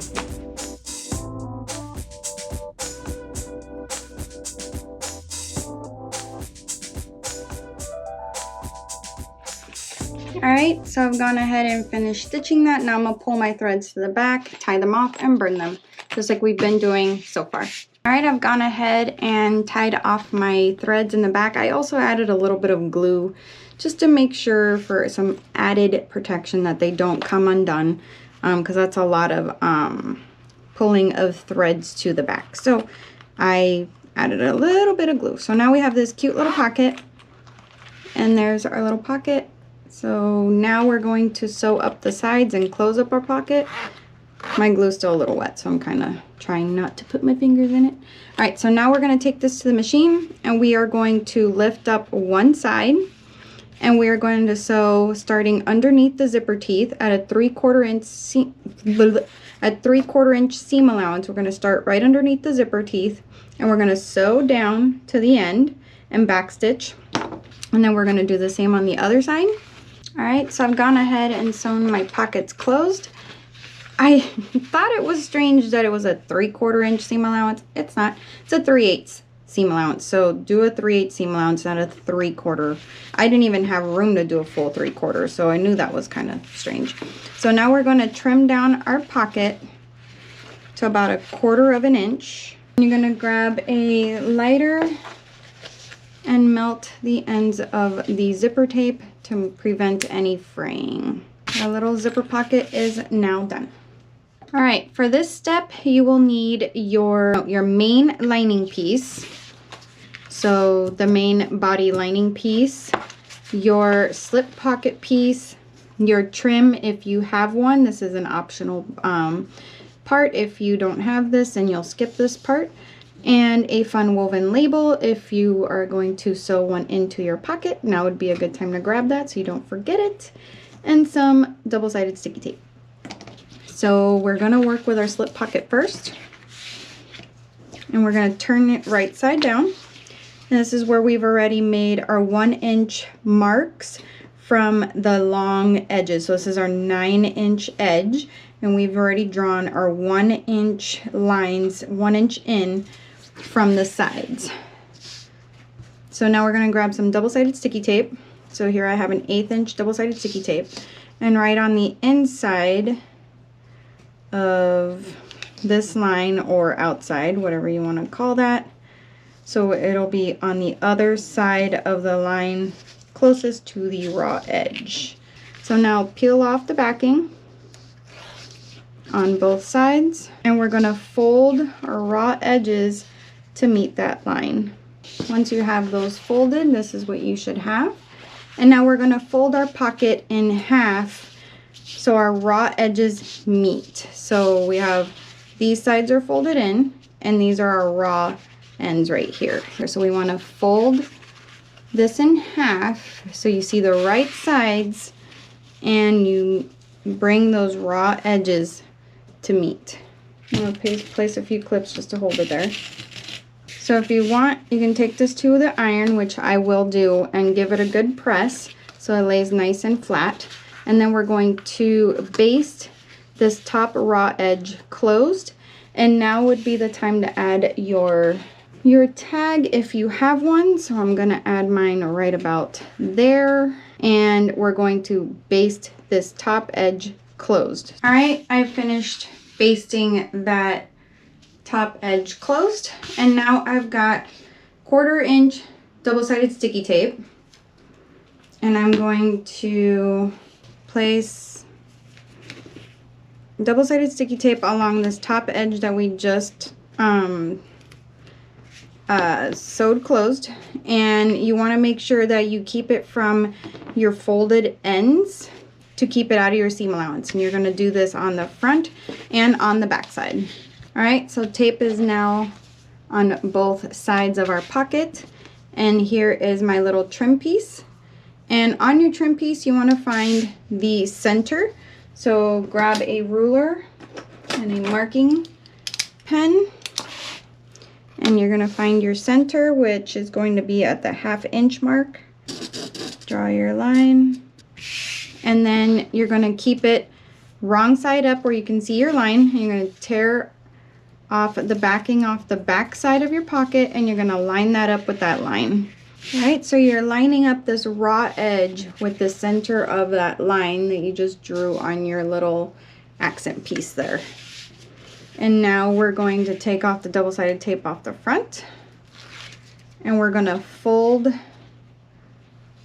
that trim piece over and enclose that raw edge. And then if it doesn't look even, adjust accordingly so it is even on both sides, so you catch both sides when you sew this. And now we are going to top stitch along this bottom edge, not the top folded edge, but this bottom edge along here at an 1/8 of an inch seam allowance. All right, so our pocket is now top stitched. And now we're going to turn our pocket around, and I'm going to grab some 1/8 inch double-sided sticky tape, and we're going to lay some double-sided sticky tape on all 3 sides. So along the edge, on the both sides, and along the bottom. And set that aside for a second and grab your main body lining piece and a ruler. So we want to draw a centered line that is 1 inch from the bottom. So we have this taper here, so the bottom is the long edge, and I already have my centers marked, and we want to do a 7.5 inch line across, and we want to do 1 inch from the bottom.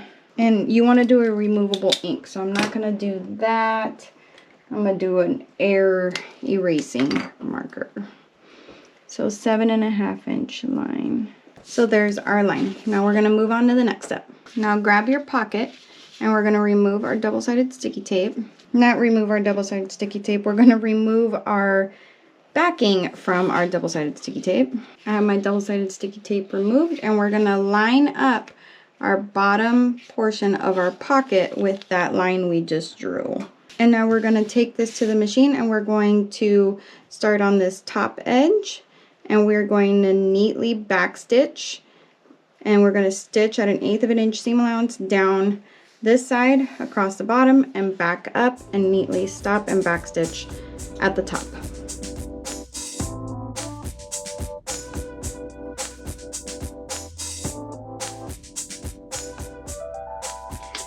Okay, so I have my pocket sewn down now, all the way around.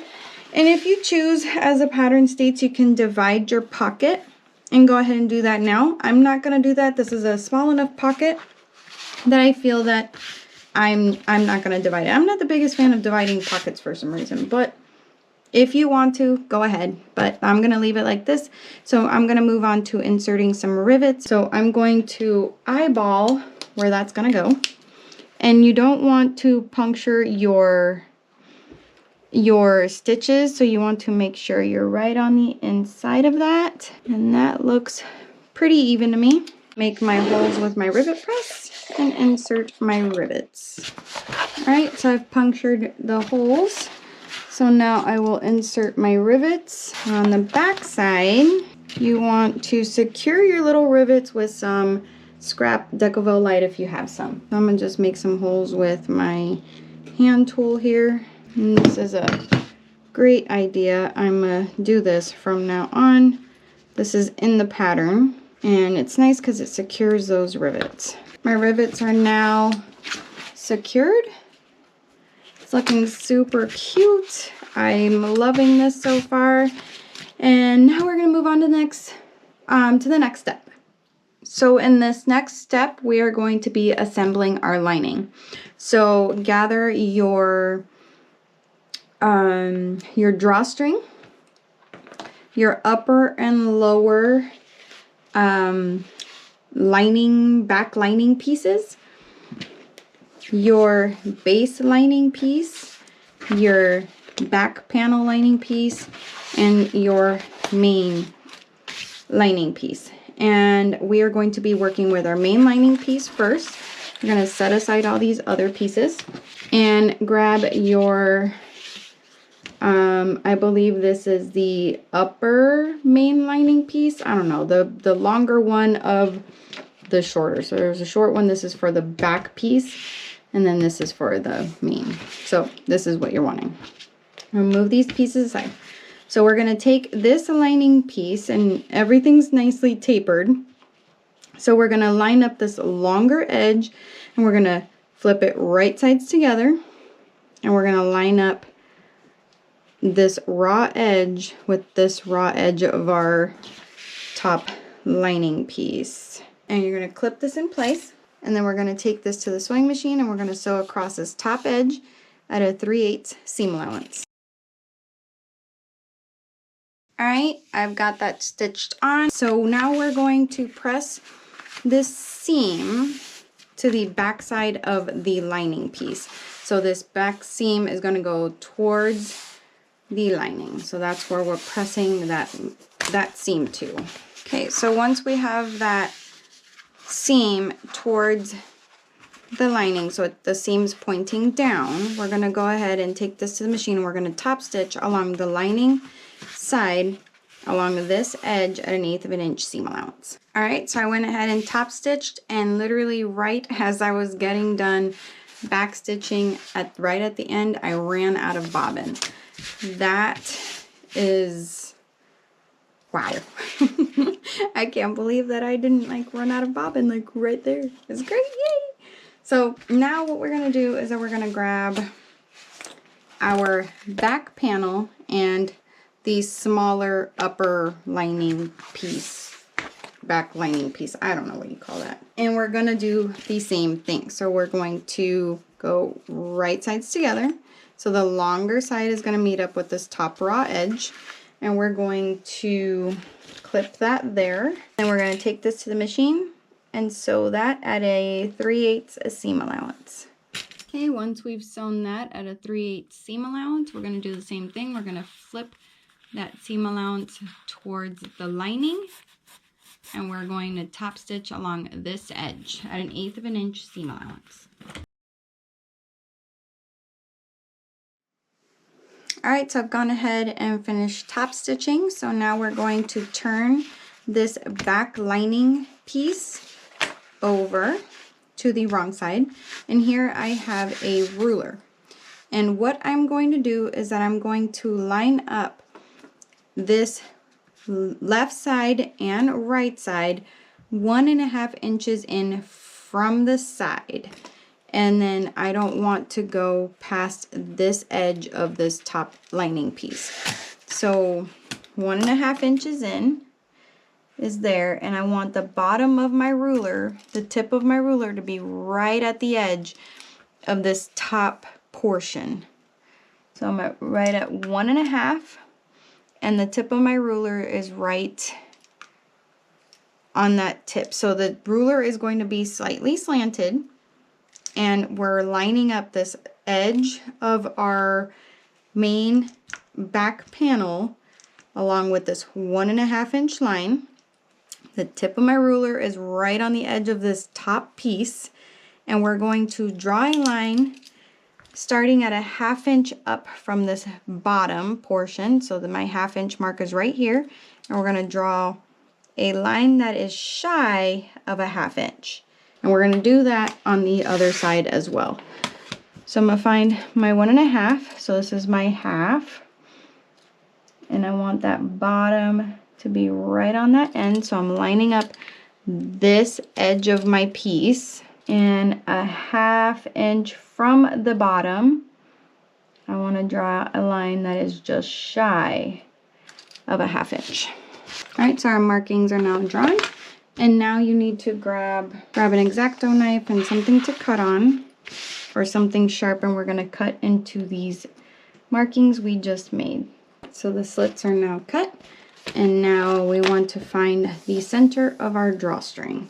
So in the pattern, it suggests to do a nice tug on it because some fabrics like to stretch. This one doesn't have much give, so it's good to go. So I'm going to join my raw ends to find my center, and we're going to mark that pen here, and I'm going to mark that with a marking pen, just like that. And now we want to feed this drawstring. So if you want your drawstring to for your stitched end to be pointing inward, you want to insert your drawstring where the stitching is pointing down. Now from the back, so we want to go from the back. You might need to cut your slits a little bit bigger depending on your materials. First, we needed to draw this center line down first. Hold on. Grab a ruler, and there's a center line on that top. You want to bring down that center line. Alright, so I've already got one end fed through, and then we want to grab the other end and pull that through to the front. Careful not to twist it. And then you want to find the line we drew on our drawstring and match that up with this center line. So like that. We want to match up that center line with our drawstring line. Alright, once we have matched up our center line on our drawstring with our center line on our top piece of our back lining piece, you want to grab your drawstring stabilizers. So they should be longer than they are wider, or wider than they are taller, I guess. And we want to place these over those slip marks we made where we put our drawstring through, and we want to fuse that the best we can without melting our string if you're using a vinyl.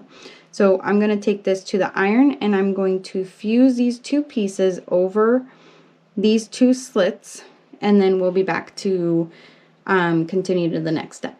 Alright, I've gone ahead and fused those pieces on over where we inserted our drawstring over those slots. So now we're going to flip it around, and we are going to take this to the machine, and we are going to top stitch right along these slots 1/8 of an inch away from the opening on the inside. So our drawstring is sticking out to the right here, and we're going to top stitch only the width of our drawstring, so you don't want to come off of that, and it'll probably be about 2 or 3 stitches depending on your machine. My machine will probably be 2, and we're going to neatly top stitch 1/8 of an inch away from this opening right here, right about here, and we're going to top stitch 1, 2, for me it'll be 2, maybe 3 for you, and then we're going to back stitch as neat as possible and back into our stitch holes the best we can, back and back stitch. And we're going to do this leaving our tails long so we can pull our threads to the back and tie them off and burn them, glue them to secure them in place. And we're going to do that on both sides the same exact way.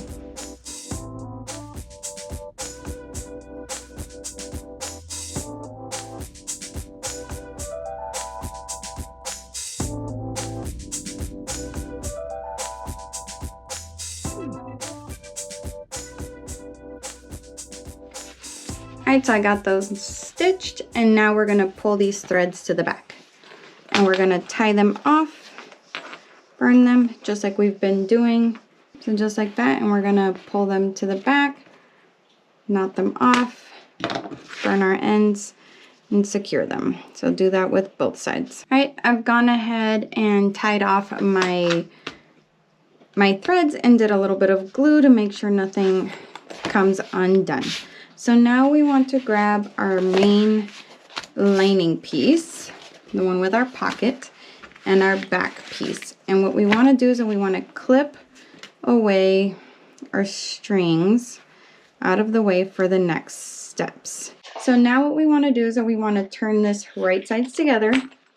We want to align this right edge all the way along and clip along this edge. So I'm going to start with aligning my seams here first. Okay, once we have that clipped in place, we want to grab a ruler and a marking pen, and we want to measure 1 inch from this top portion. So the top portion, we want to measure 1 inch down from the bottom of this top lining piece.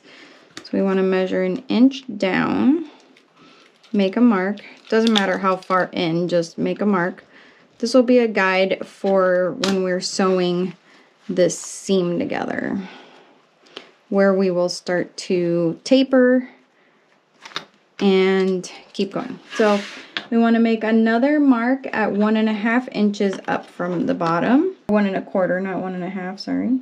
1.5 inch. So I have a mark at 1/2 inch, 1.25, and at 1 from this top edge right here, which is right there, 1 inch. So now we're going to take this to the machine and we are going to sew, and we're going to start sewing at a 3/8 seam allowance at the top edge, and we're going to back stitch well, and then we're going to sew at a 3/8 seam allowance. And then once we reach this bottom edge of this top upper portion, we want to start increasing our seam allowance to a 5/8 seam allowance. So once you reach here, you want to start increasing, and by the time you reach this 1 inch mark, right here, you want to be sewing at a 5/8 seam allowance. So we're going to go to this sewing machine and we're going to start at a 3/8. Once we get to this bottom edge, we want to start tapering and increasing our seam allowance. And by the time we have reached this 1 inch mark, we want to be sewing at a 5/8 seam allowance all the way to the bottom. And then once we have reached the 1.5 inch mark, which is this mark right here, we want to start decreasing again in a smooth transition back to a 3/8 seam allowance by the time we have reached this 1/2 inch mark at the bottom, and finish at a 3/8 seam allowance.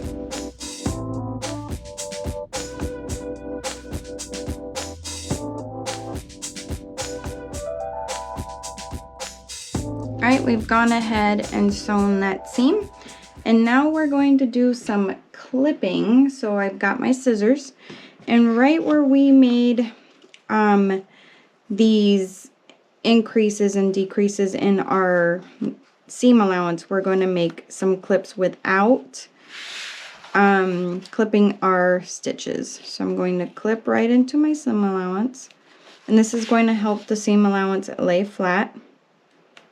And then we're going to measure 3/8 inches from the top, and we're going to clip into the seam allowance there. So I'm going to measure, make a little mark 3/8 of an inch from the top, so that's a little mark right there, 3/8 of an inch, and I'm going to clip into my seam allowance right on that 3/8 without clipping my stitches.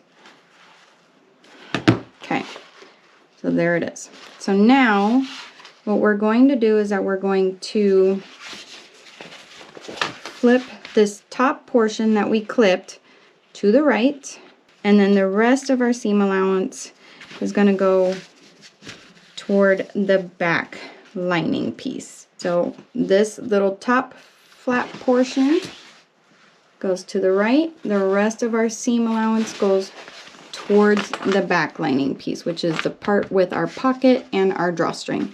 So this seam will go this direction, and this top little portion we just clipped will go to the right. We're going to turn this around.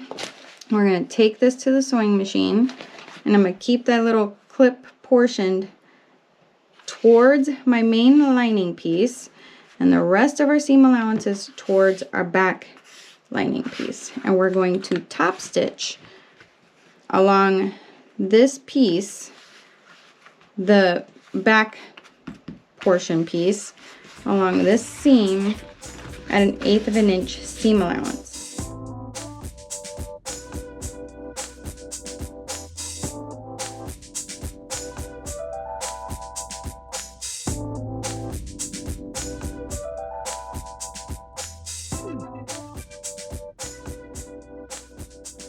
Alright, we've finished top stitching. My top stitching isn't the best I've ever done, but that's okay. I should have switched over to a zipper foot, and I did not. So I will be doing that for this side. And we're going to repeat the same process on the other side.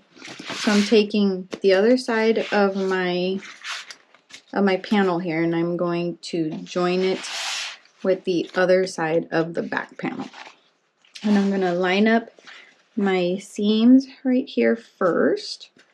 Make sure those nicely meet up. Place a clip, and then finish clipping along this raw edge. Okay, once you have that clipped in place, we're going to do the same thing and make our markings.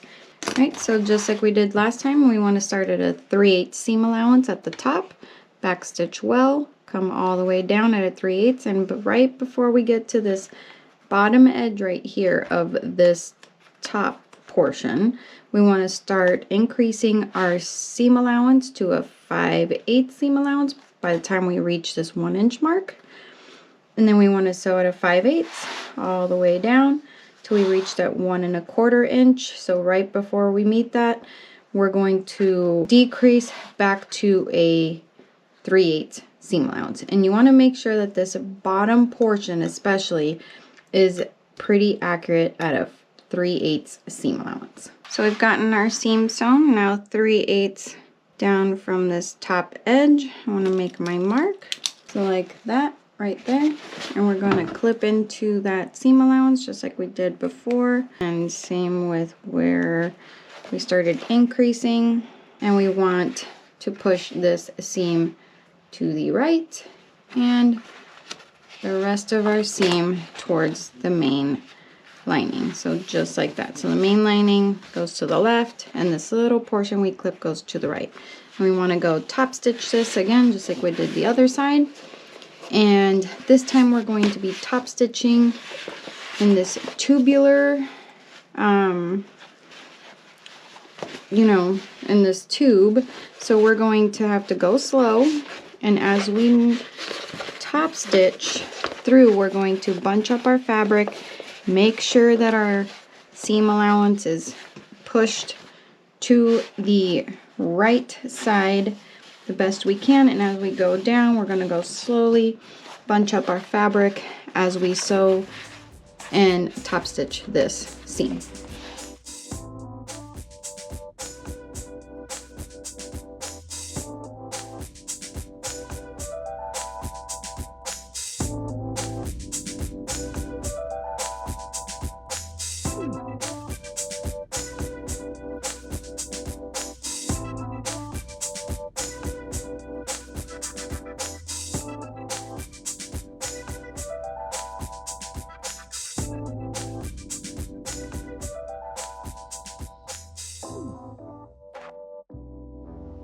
Okay, so top stitching is now done on the other side, and in the video of me sewing, you're going to see, or the clip of me sewing, you're going to see how when I got to this spot right here, I ended up catching the other side of my lining. I don't even know where it was. I think I caught like this top end and it caught in the stitch. And so I ended up having to undo that and then go back in. I went back a few stitches and continued stitching and finished my top stitching. And it actually looks okay. It doesn't look too bad. So right there is where I ended up having to reinforce my stitching because I had to cut it off at the top when I was top stitching. So I did 2 stitches back and then forward to continue stitching. So it fixed it. It doesn't look too bad. But I did end up catching my other side. So when you are top stitching the other side and have your material under the needle and you're sewing through this tube, just be very careful to go slow. Make sure all your material's out of the way. And I think this is where it was. I was like right about here where that little mark is. It caught in my stitch. So one stitch caught this part of my lining. So just be careful to make sure that you have everything out of the way and go slow. All right, so now we are going to find our 4 corners to attach our base. In the pattern, she uses a stapler. I have never used a stapler to help with this, so I'm gonna try it and see how it goes. So it'll be the first for me because I've never done that before. So on our lining pieces, we need to find our 4 corners to help us align the base. So I've already notched my centers on the main lining. So I already have that, and we have them pre-marked. So you want to match those up right in the center, and you want to place a clip so you can find these side center pieces, and you just tug on the ends to find your side centers, just like that. All right, so we're going to find our corners on our base, which should be already done. So I'm going to go right side in, like together. So technically if this was like this, it'd be together. So you want to see the wrong side of your base. And I'm going to attach my centers first. Now that I have that, I'm going to start stapling. And in the pattern, it states to staple at least 1/8 of an inch away from this raw edge, so you don't catch it in your feed dogs. All right, well, that's not too bad. And so we're going to continue doing that, or clipping if you're choosing to clip, up until the corner starts to pull away, and then you want to stop, because then we're going to clip into our corners to ease them in. So we're going to do all our straight sides first. All right, so I've gotten all my straight edges stapled, and so now we're going to work on our corners.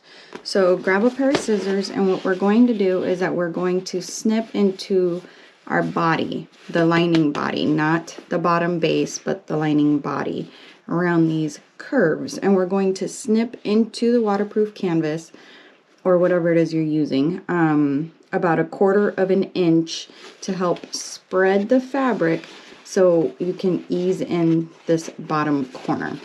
So I'm going to take my scissors and I'm going to clip in about 1/4 of an inch in, and then 1/4 of an inch spaced out. So I have those little clips all along there, and what that's going to do is that it's going to help spread that fabric out just like that to help ease in this corner. So as I ease in that corner, I'm going to staple as I go. Okay, and then we'll do this side corner right here. So when you get to this corner where you have your seam, you don't want to clip into your seam and snip your stitches. You want to clip next to them. All right, so I went ahead and got that all stapled all the way around. That actually worked out pretty good. With the only thing that was a little off was because with clips, you can move around your clips and get everything kind of situated and move and move and move. With staples, once you staple it, it's kind of there. So I had to remove a few to kind of finagle everything to fit in nicely. It was mostly around this curve right here. But I think it worked out pretty good. At least staples, what's nice about staples is that they don't pop off when you're sewing where clips do. So we're gonna see how this goes for me, because I've never used staples before, but so far so good. So now we're gonna go and take this to the machine, and we're going to sew around the perimeter at a 1/2 inch seam allowance, and I'm going to sew with my bottom on the table like this, and then I'm just gonna go around, and as we're sewing, I'm gonna stop after a few inches and adjust my base and just go slowly all the way around until we've gotten the entire bottom sewn on. So let's go to the machine and sew this puppy on.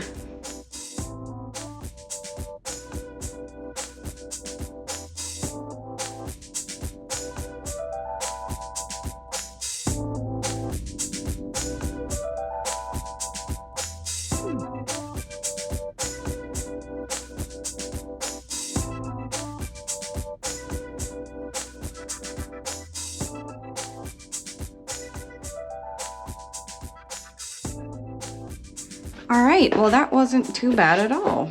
I actually didn't do too bad. Right here there's a little, but nothing too crazy. So I'm going to snip my threads, and I'm going to remove all of my staples. And then what we're going to do after all the staples are removed, if you've used staples, go ahead and remove your staples now. And then we're going to trim our seam allowance to a 1/4 inch or so. So I'm going to remove all of these, and then we'll trim down our seam allowance. All right, I've gotten all the staples removed, and now I'm going to trim the seam allowance down, and I'm going to use my pinking shears. All right, so I've gone ahead and trimmed my seam allowance. It does say in the pattern to leave these 2 seams intact. I clipped mine. Oops. I think it's gonna be okay. But if you've trimmed yours down, I'm gonna try to put a little clip it in there saying don't trim your seams. So these 2 back seams right here, you'll leave those intact instead of trimming them down like I did. So now what we're going to do is that we are going to place 1/4 inch double-sided sticky tape all the way around this top edge, and where we had made all these markings earlier, we're going to place that double-sided sticky tape right along it, right above it. So then we're going to fold down this top part to meet this line, just like that. So you want your double-sided sticky tape to be right above this line all the way around the back. So we're going to start applying that double-sided sticky tape, and you don't want to leave any gaps. You want to place it right above it and go all the way around. Right, my double-sided sticky tape is all the way around the bag. Now we're going to peel off the backing and start folding down that top to meet that line. Backing is off, and I'm going to start in the front, or what I'm calling the front. So I'm going to bring this top down and fold to meet this line. Once you get it started, it should be a lot easier to fold and go. So we're folding to meet that line, and you want to do this all the way around the bag. Okay, when you get to this back portion, so I've got this whole front side already done. So once you get to this back portion, which is your back piece, these little clips that we did earlier, you want to make sure that those are going towards your main lining piece. So tuck those in there. Make sure it's going toward the main lining, not the back side of the lining. And the reason for that is to reduce bulk. and then just continue going around the bag. It's all folded down all the way around. And now we're gonna work on our exterior and set our lining aside. All right, so now grab your magnet bridge and your bridge overlay and your main body piece and your stabilizer for your overlay. And you're going to need some double-sided sticky tape. I have 1/8 inch here and a ruler. So we're gonna start by working on the overlay. And I'm going to lay 2 strips of 1/8 inch double-sided sticky tape. And then I'm gonna grab my ruler and I'm gonna find my center, which I have clipped already here. And I'm going to measure 3.5 inches down, centered. So there's my center line right here. So I know the 6 is my center line. Then I want to find my center on my magnet bridge, which I cannot clip into, but I'm going to try to crease it where I can kind of see it. And that's where it's going to go. Okay, so we're going to remove the backing, and I'm going to line up that center crease I made up with the 6 on my ruler and butt that up against my ruler.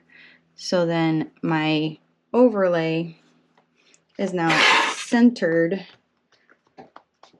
on our main panel piece here. So now we're going to go to the machine and we're going to top stitch around this overlay at 1/8 inch seam allowance.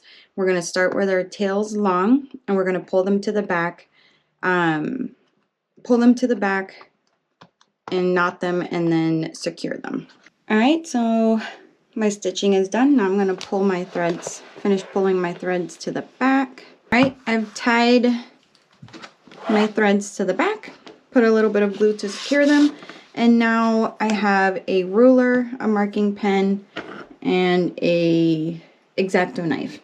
So what we're going to do is that 1 inch in from the sides, so 1 inch in from each side of the overlay, we're going to make a 1 inch mark. Okay, so I have lined up my ruler where I have 1/4 inch from my 1 inch. So here's my 1 inch in the center, and I'm going 1/4 inch this way and 1/4 inch this way to center up my line, and I'm 1 inch in from the side. So I'm going to draw a 1 inch marking, which is where we're going to be cutting open our slits for our bridge. And so on the other side again, I am lining up my 1 inch box right here, and then I have 1/4 inch here and 1/4 inch here to center that line the best we can. So right about there, and draw a 1 inch line.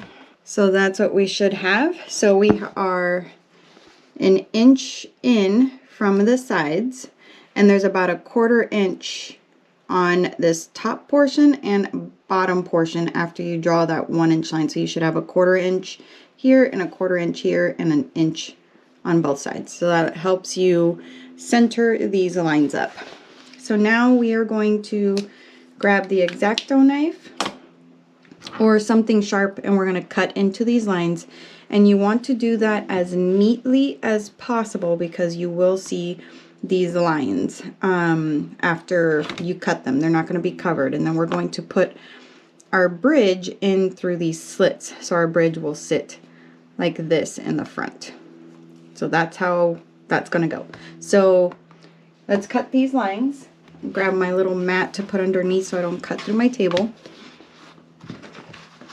And we're going to carefully cut these lines.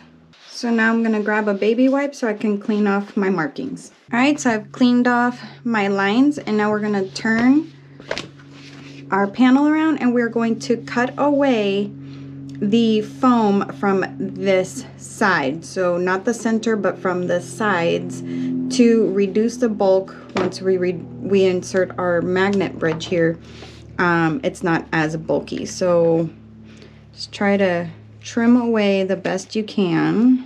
All right, I have gone ahead and trimmed that, and now we're going to flip our piece back over, grab our magnet bridge, and on the front side of our magnet bridge, we're going to lay some 1/4 inch double-sided sticky tape on each end. All right, so this is what you should have, and now we're going to insert our magnet bridge, leaving those backings on for now.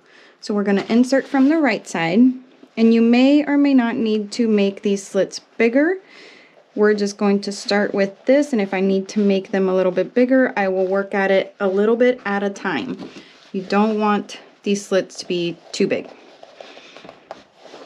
So far it looks like it's okay. It might be a little tight, but we'll see. So I think this side might be a little tight.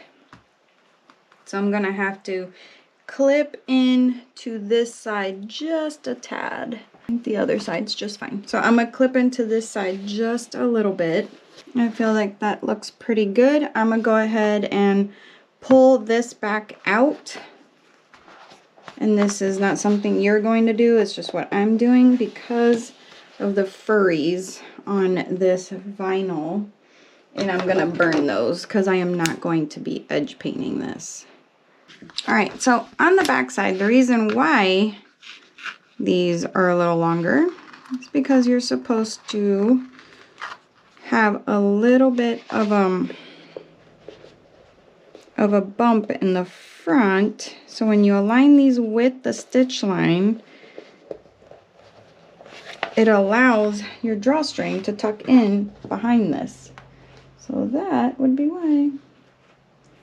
So I'm taking it back out, aligning it with my stitch line.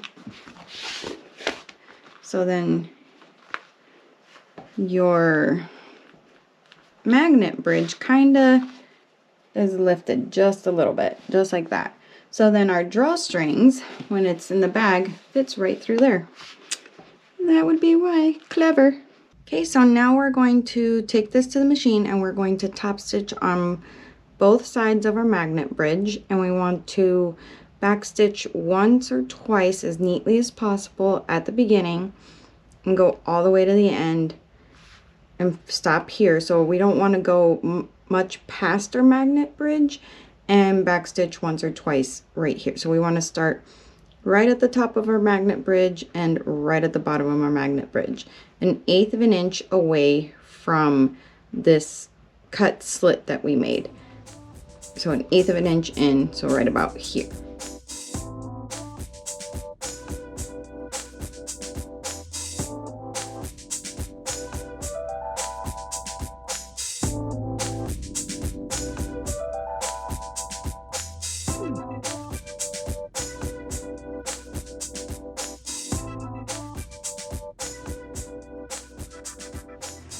Alright, once you've finished your top stitching, go ahead and pull your threads to the back, tie them off, and secure them.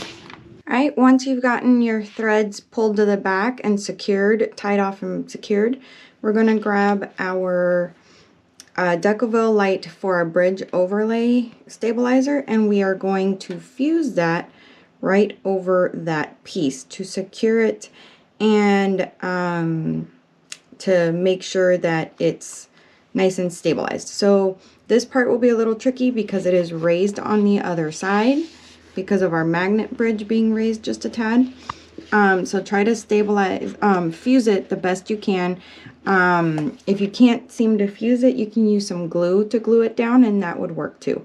So I'm gonna go ahead and go fuse my stabilizer on now.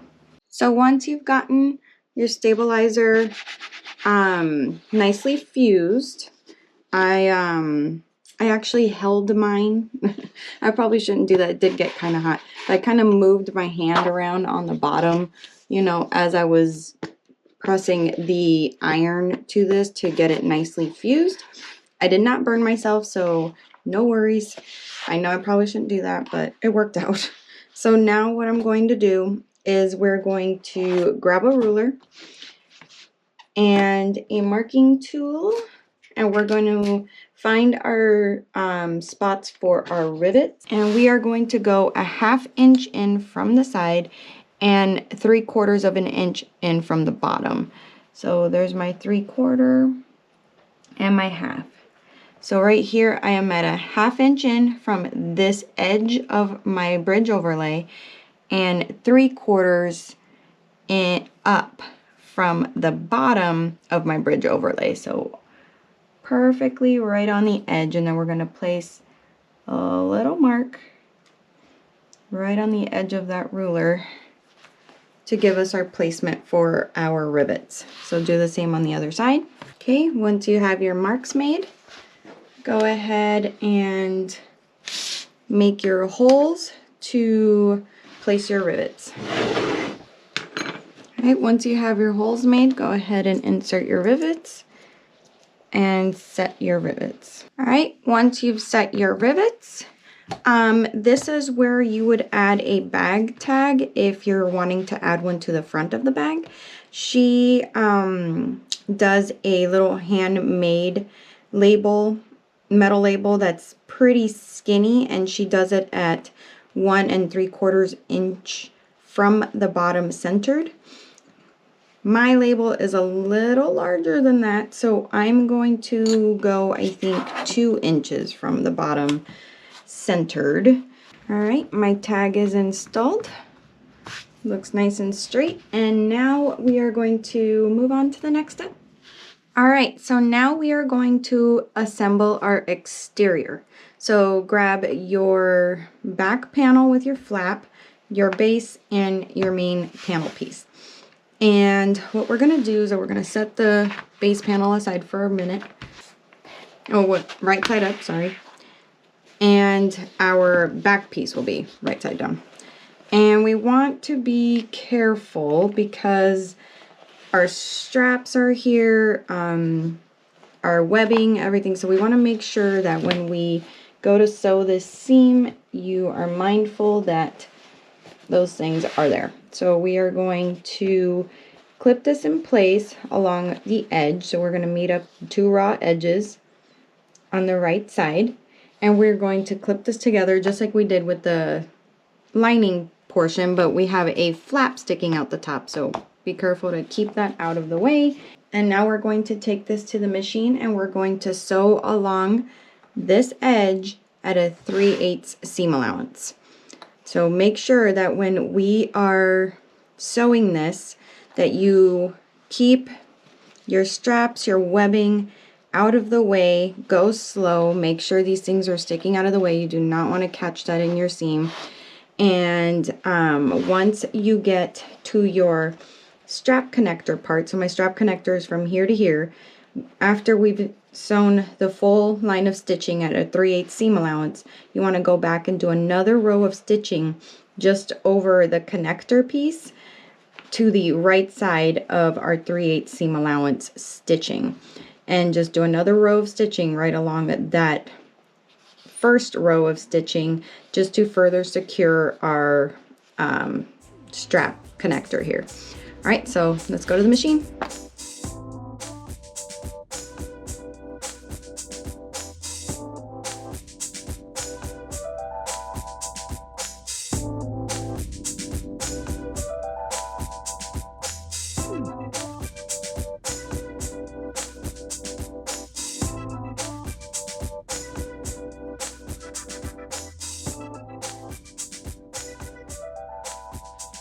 Alright, once you're done with that, we're going to grab a ruler, and on the top edge we're going to measure a 3/8 mark, and we're going to snip into our seam allowance right at that mark. Right, so I got a 3/8 mark from the top, and we're going to snip into this seam allowance without cutting our stitches, but getting as close to stitches as possible. And then again, 3/8 from the bottom. We're going to make a mark, and we're going to snip into that seam allowance at the bottom as well, but only the back panel. So we're going to move away. The main panel's on this side, so we want to move away the main panel seam allowance and only snip into the back panel seam allowance on the bottom. So I'm going to snip into the top, and then the bottom, pulling away the back main panel, or the main panel, and snipping into just this panel. All right, so now we are going to clip these little slits that we made into our seam, and we're going to clip them towards our back panel. So this is our back panel. The back panel is the one with our flap. So we're going to clip them towards that to keep them out of the way for the next step. So I'm going to place a clip there, and then remember on the bottom we just have the one side clipped, not the main panel side clipped. And now we're going to flip this over, and we are going to top stitch along the main body panel, which is where the rest of your seam allowance should be resting up against. So our seam allowance is resting towards the main panel here, and we clipped away the little clips towards our back panel.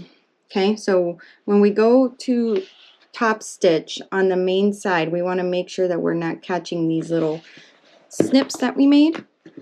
So we're going to top stitch along the main panel at 1/8 of an inch seam allowance, and make sure not to catch those little clips. That's why we have them clipped away.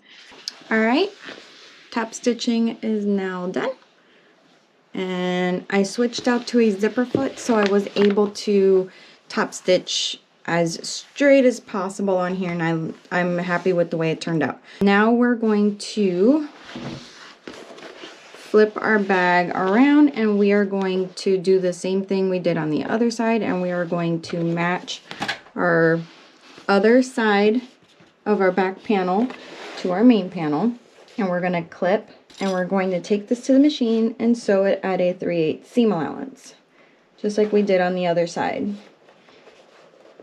And then we are going to reinforce our stitching right along that strap connector like we did on the other side. All right, we've sewn our seam. Now we're going to do the same thing as we did on the other side. Measure down 3/8 of an inch, make a mark 3/8 of an inch from the bottom, make a mark, and clip into our seam allowance. Remember, at the bottom we do not clip into the main panel, just the back panel. And now we are going to clip away our little, I don't know what you call that, but we're going to clip it away just like we did on the other side toward the back panel. So we're going to clip this one away toward the back panel as well. And then on the bottom you want to clip away just a portion we clipped, keeping the rest of the seam allowance towards the main panel. So top stitching is going to be a little trickier on this side because we're sewing in this tube. So we're going to go slow. We're going to start whichever side you want to start on. It does say in the pattern that most sewists will have to stop in the middle of stitching and clip their stitches and then turn it around and continue from the other side. Main reasons because this doesn't flex as easily as our lining does. So we're going to go as far as we can, top stitching along the inside here. We're going to go as far as we can, then I'm going to stop, break my stitches, leave long tails, and then turn it around, start from the other side, and stitch up into where I had stopped in the same hole from where I stopped. I want to stop my stitching in that same hole and then leave my tails long, and then we're going to come back and we're going to pull them through, tie them off, secure them, make sure everything's good to go. All right, so let's go do this.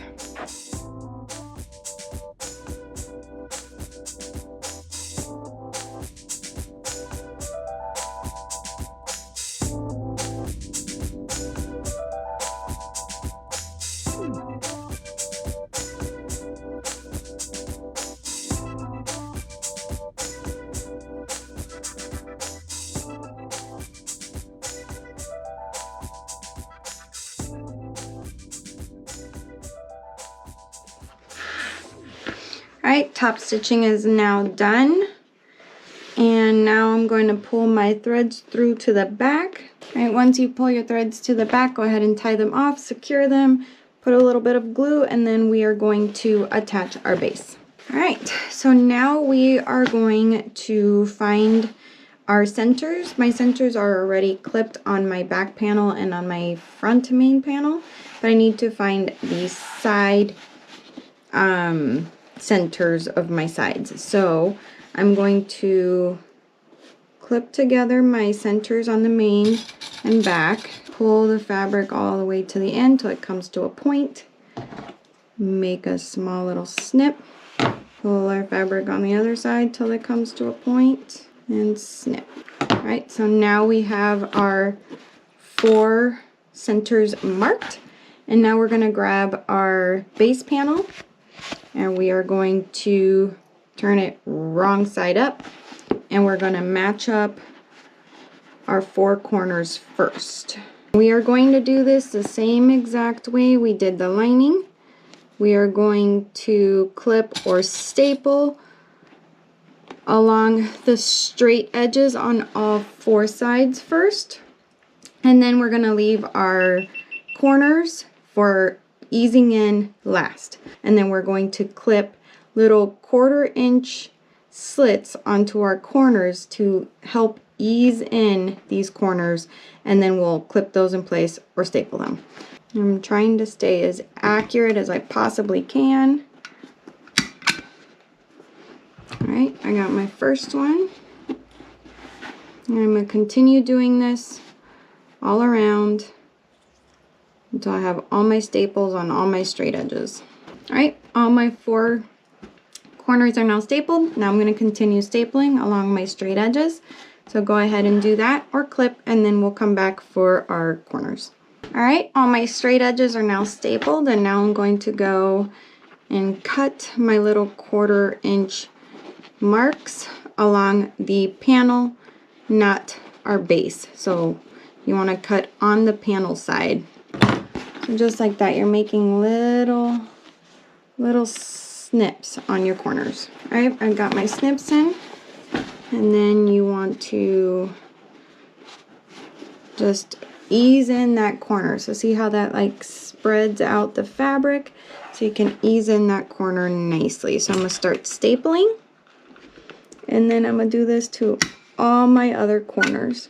So once you get to a side seam, you want to make sure that you're not clipping into your side seam, so clip on the side of your side seam. I made a little mark on my scissors right on the tip. Not sure if you see that. So I don't go more than 1/4 inch, because this is on the exterior. I don't want to mess it up. You can easily overdo it on the snipping.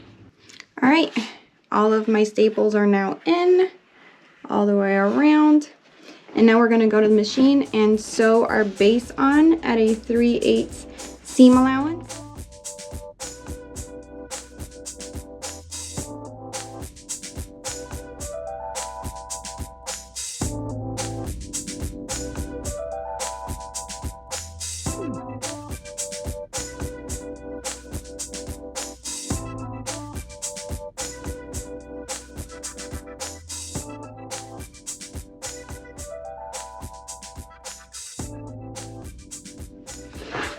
Alright, that went well. So now I'm going to remove my staples, and then we will trim our seam allowance down. But instead of trimming my seam allowance down first, I am going to do another row of stitching on the inside right here where the seam allowance is, not this inside, so I guess it would be the outside. So along here I'm gonna do another row of stitching just to reinforce my stitching. It's not part of the pattern, that's just what I'm gonna do before I trim down my seam allowance. So I'm gonna go ahead and pull out all these staples, then I will go do another row of stitching along that row of stitching right next to it, and then trim down my seam allowance. Gone ahead and trimmed up my seam allowance, and I did leave my seams this time on my exterior, so I trimmed all the way around and left my back seams intact. So now we are going to flip the bag around, grab 1/4 inch double-sided sticky tape, and just like we did on the lining, we are going to place 3/4 inch double-sided sticky tape right above this line that we made earlier, all the way around the bag. All right, once you've gotten your double-sided sticky tape all the way around your bag, just give it a good press, make sure it's on there good, and then remove the backing and start folding down your top edge to meet your line. So then once you get to this seam on the back panel, you want to make sure that it is going towards the back panel. So when you fold that down, make sure that little seam that we had clipped earlier is going that direction. And we're going to turn our bag right side up.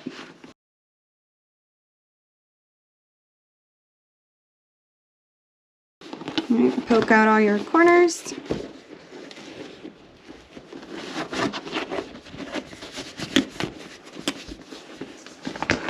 All right. Oh man, that is a cute bag. I'd admire your work. Oh man, I love it.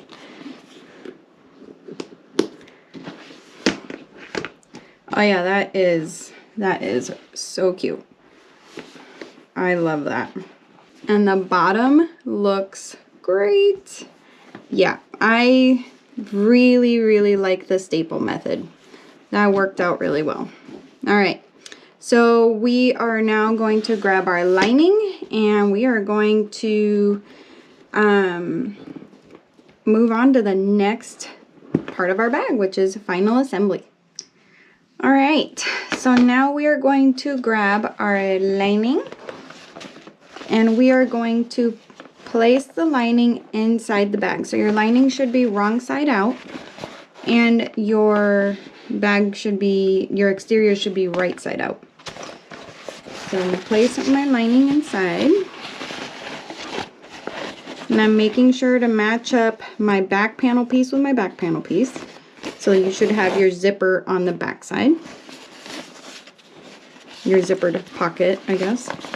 And then we're going to find our centers that we have clipped earlier. So I have mine clipped. If you only did markings, you should have brought your markings down so you can see where your centers are. So mine are clipped, so I'm just going to match mine. I think she says to match up your seams first. So let's match up our seams first. And then we are going to find our centers. Because mine are clipped, I'm just going to look for them there. Place a clip. Find my center on the front side of the bag.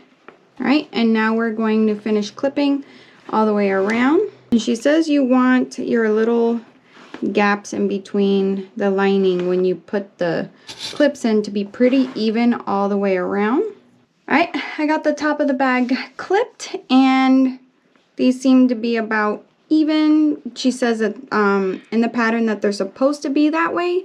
So make sure your little bumps are about even. Mine are a little off, but I did the best I can to make them as even as possible.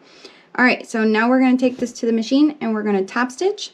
And she top stitches like this with the bag right side up this way and top stitches on the inside of the bag. I do that as well because it's just easier because there's I have a flatbed sewing machine. If I had a free arm or what are those called, cylinder arm machines, then top stitching on the outside would be great because then the arm of the bag goes into the bag and you can turn it around. I'm not a big fan of like smushing and moving things out of the way. I'm just not. So I'm gonna top stitch it the way she does in the pattern as well. From the inside, I'm gonna just make sure that my tension is perfect and that everything is good to go before I start doing that. And when you do that, you want to leave your tails long. So start with long tails, end with long tails. Now it's time to top stitch. Breathe. This shouldn't be too bad.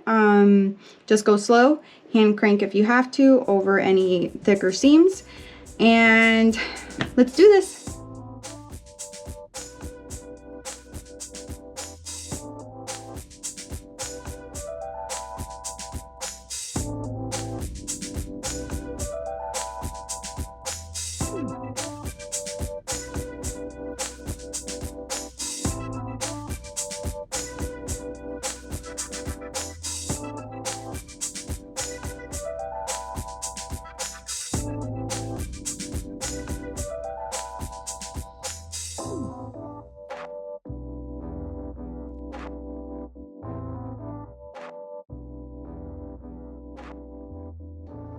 All right, so the top stitching is now done. I am very happy with it. I love the way it turned out.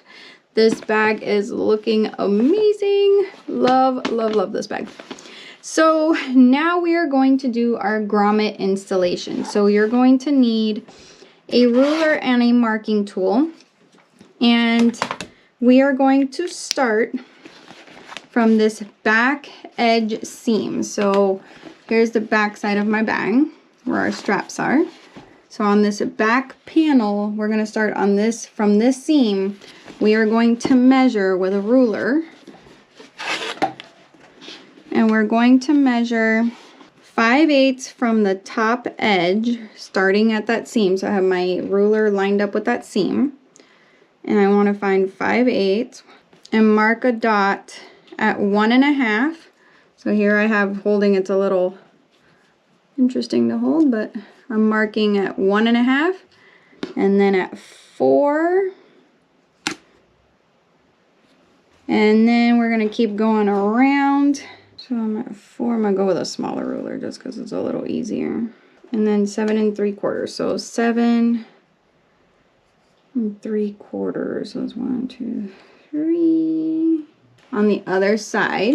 So we're gonna start on the other side and go from this back side seam. So we started over there. Now we're starting on this side seam and going in. So I'm on that side seam again. We want 5/8 up. 1, 2, 3, 4, 5. And I want to be at 1.5. So yeah, definitely using a smaller ruler is a lot easier. And then at 4, making sure I'm even with that top edge. 5/8 down from the top. And then again at 7.5 or 7 3/4. Okay, so that should give you your measurements for your grommets. So we started on one side, measured in 1.5, 4, 7 3/4, and we stopped there. And then we went to the other side of the bag and started on this side seam and went 1.5, 4, 7 3/4. So that gives us nice even measurements, and you want to be 5/8 inches from the top when you measure your grommet placements. So now we are going to punch holes and we are going to install our grommets. All right, so I've gotten my holes punched. And the way that I got my holes punched, because I don't have a leather hole punch thingy-mabobber, so my husband got creative and made a hole punch from a copper pipe that we had laying around that was extra. And he shaved down the ends so it'd be sharp to punch through all the layers.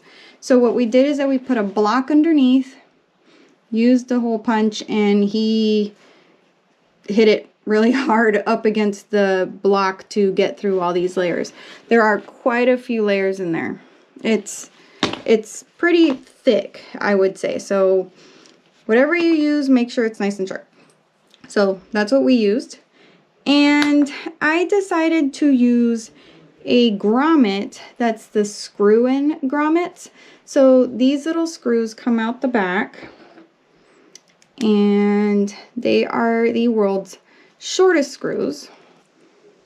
So there they are. And then they come apart like this.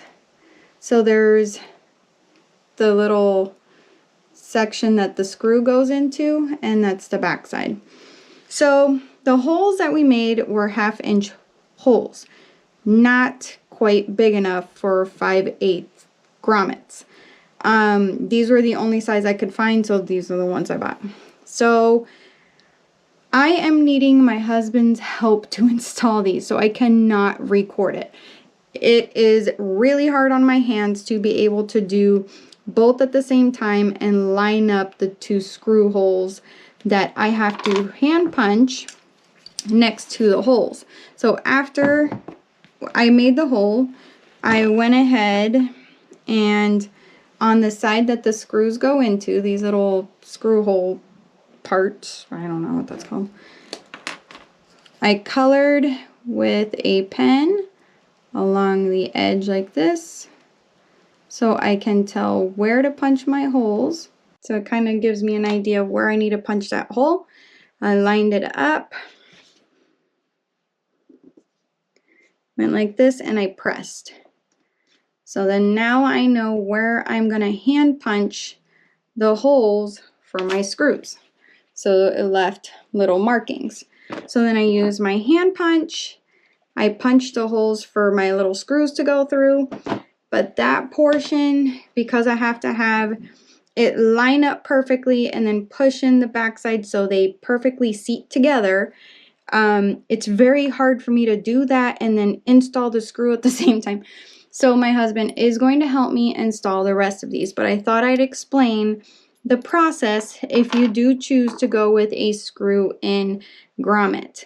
All right, so moving on, let's go ahead and thread our drawstrings. So from the inside, we are going to start, I'm starting on the left side, so I'm going to start from the inside, and we're going to go back through on the outside, and then back through this front one, this next one, from the inside. So same with the other side. So we're going to go in from the inside, in from the outside, and back out from the inside to the front. There we go. So this is what closes up our bag. So we go like this to bring them together, and it creates this really, really cute shape of a bag. It's so adorable. So then our little drawstrings will go through here, through our front bridge, magnet bridge, and then our bag closes up like this. And isn't that just so cute? I love this bag. It's so adorable. Yay! I love it. I love the shape of it. It's just so pretty. It's a great little bag. So now we are going to move on to the strap assembly, and we are so close to being done. So let's get our straps ready for assembly. All right, so now we're gonna prep our straps. So here I have my bag, my straps, marking tool, ruler. I'm gonna use my rivet guide ruler, but you can do this with just a ruler if that's all you have. And then we're gonna have our 2 square rings. I'm gonna be using strap ends for mine. Here's where you can either leave them raw, or you can edge coat them also if you'd like. I was gonna use these strap ends. And then I've got my rivets. So what we're gonna do is on one side, we're gonna do it to both sides, but we're gonna start on one. And we want to measure up from this raw edge, we wanna measure up a 1/2 inch, make a mark centered, and then 2 inches from here, make another mark centered. So if you're doing that with a ruler, you measure 1/2 inch. So this is a 1 inch ruler, 1 inch strap, so my center is right here. I'd make a mark. Okay, so you make a mark on the center of the ruler, and that's how you would find your 1/2 inch, and then 2 inches from the bottom. The center of my ruler right here. And that's how you'd find your rivet placement holes.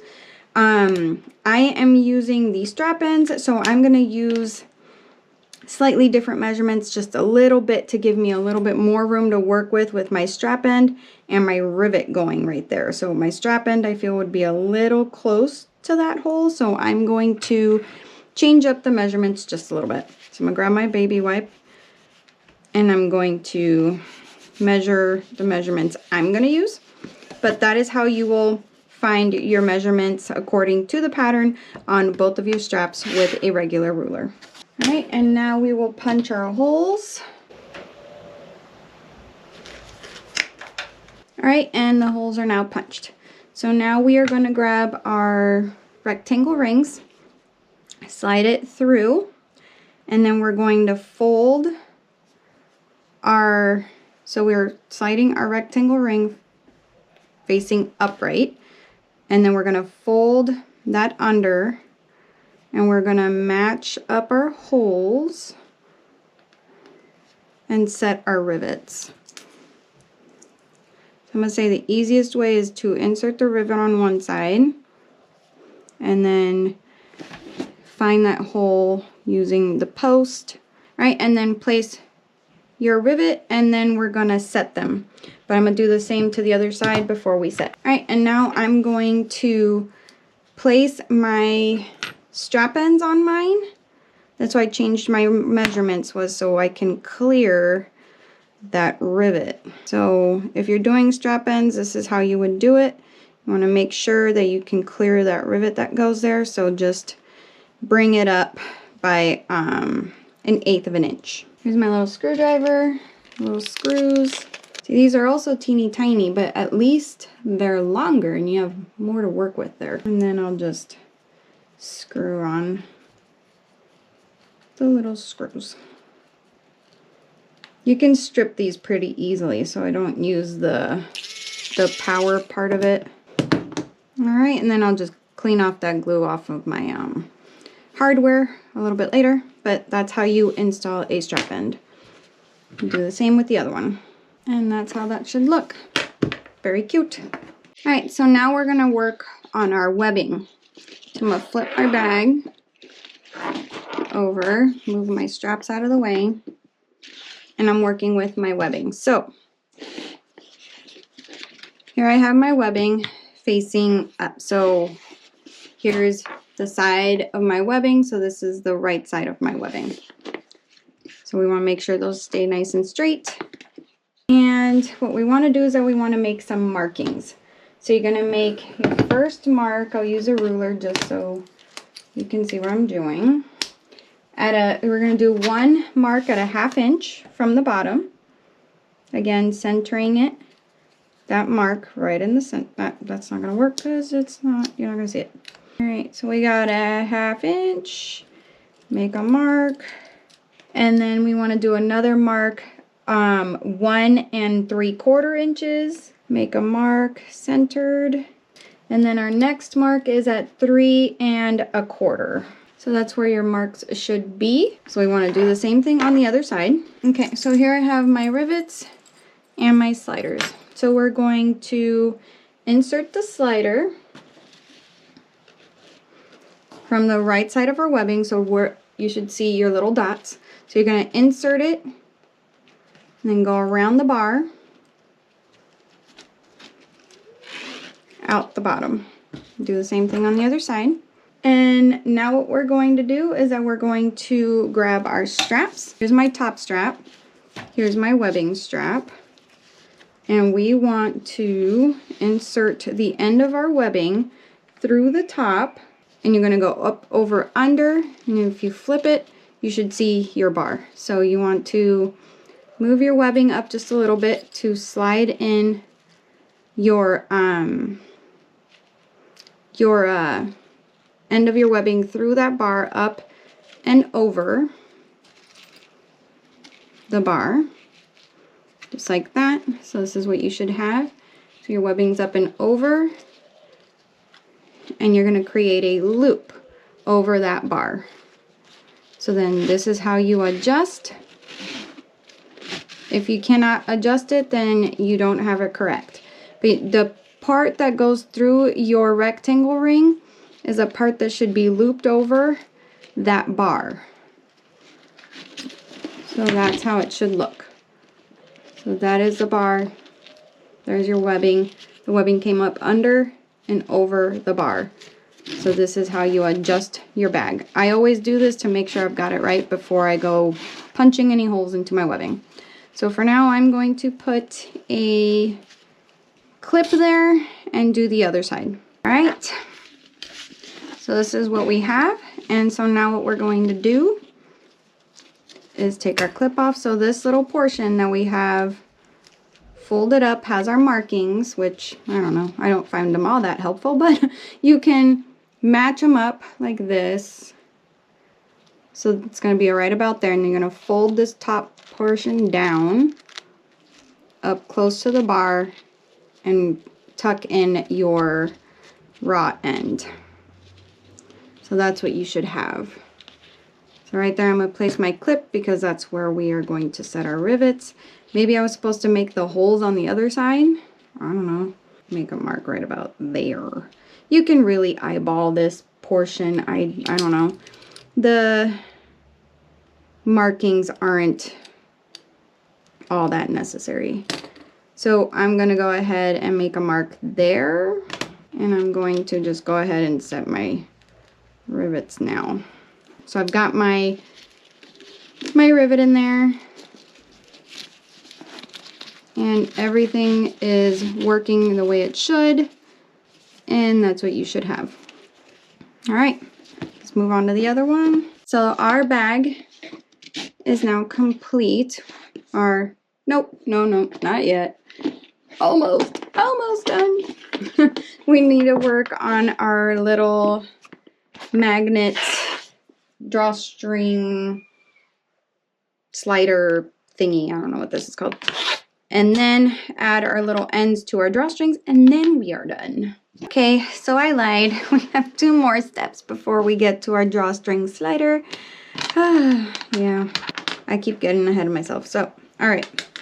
So now what we want to do is that we want to place our rivets on the inside of our bag. So I'm just going to move my drawstrings out real quick. And on this back side right here, where we have sewn our drawstring down, on the inside of our stitching, so on this side, so 1/4 inch from this stitching or from the slit, we want to make a mark for our rivets. So I need a ruler, and I'm going to measure 1/4 inch from the slit. So I'm going to center my ruler right between my 2 stitches here and make a mark. So that's what you should have. And then do that on the other side. Now I'm going to grab my hand punch, and making sure our flap is out of the way. You don't want to puncture anything else. You're going to make your holes. I'll place my rivet. Okay, and do the same on the other side. Rivets are now set. That looks really, really cute. What a fancy looking bag. I love it. All right, so now we can move on to our little drawstring slider. So I'm going to feed my drawstrings back through, and I'm going to close up the bag with the strings, and I'm going to place 2 clips to help me hold that there while we place our drawstring slider on. So just like that, it'll hold the strings there. So now we're going to place our drawstring slider, so the wrong side, underneath our drawstrings, just like this. So this is the wrong side. And then we are going to fold our drawstring in one direction first, and then the other. And there are no measurements here because everyone's materials can be very different. So she didn't give any measurements. It's more by feel and how tight you want this drawstring to be. So I have it folded there, and I'm going to adjust accordingly by feel. So I'm going to place a clip on the top and a clip on the bottom. And you don't want it to be too tight. Like that's too tight. So I'm gonna just keep doing this until I find that's probably pretty good right there. Just slide it back and forth until it feels good. Place 2 clips on the top and bottom. That's sliding pretty good for me. So then you want to remove your drawstring slider and move your clips to the side. Right? So that's what you should have. So now we're going to make our markings. So grab a ruler and a marking pen. All right, so here I have a ruler, my marking pen, my little slider, and I got a little mat here to help me find the center. And then 3/8 from the bottom. I'm using my mat here to center my little piece on, and then 3/8 from the bottom centered, you want to make a mark. You want to do that on the bottom and on the top. And then we are going to punch our holes. So grab your hand tool or whatever you have for punching your holes. So here I have some rivets. And we're gonna place our rivets and set them. You remove your clips now and set your rivets. All right, so that's what you should have, a pretty little slider. And you can either insert this going in this direction or this direction, whatever it is you want. So that this could be the front or that could be the front. So wiggle your little drawstrings through. All right, so my little slider is now on and it slides comfortably, not too tight and not too loose. So I'm gonna remove my little clips and now we are on the last step. Yay! So here's my little end, zipper ends, I believe is what these are. So these are my little zipper ends. I got 2 little screws. I will use glue on these. So I'm going to place a little bit of glue. Slip my drawstring in and do my little screw on the back. Just like that, and then do the same thing on the other side. Our bag is now complete. So now close your little flap and admire your work. Ta-da! We're done. Here she is. Isn't it cute? It's so cute. I love this. I just the classic shape of this bag. I love it. Love, love, love. Super cute. What's not to love about this bag? It's actually one of my most favorite bags I've made yet, being honest. Mainly because it's a backpack, because I love backpacks, and just its classicness. I feel like it's a classic little bag.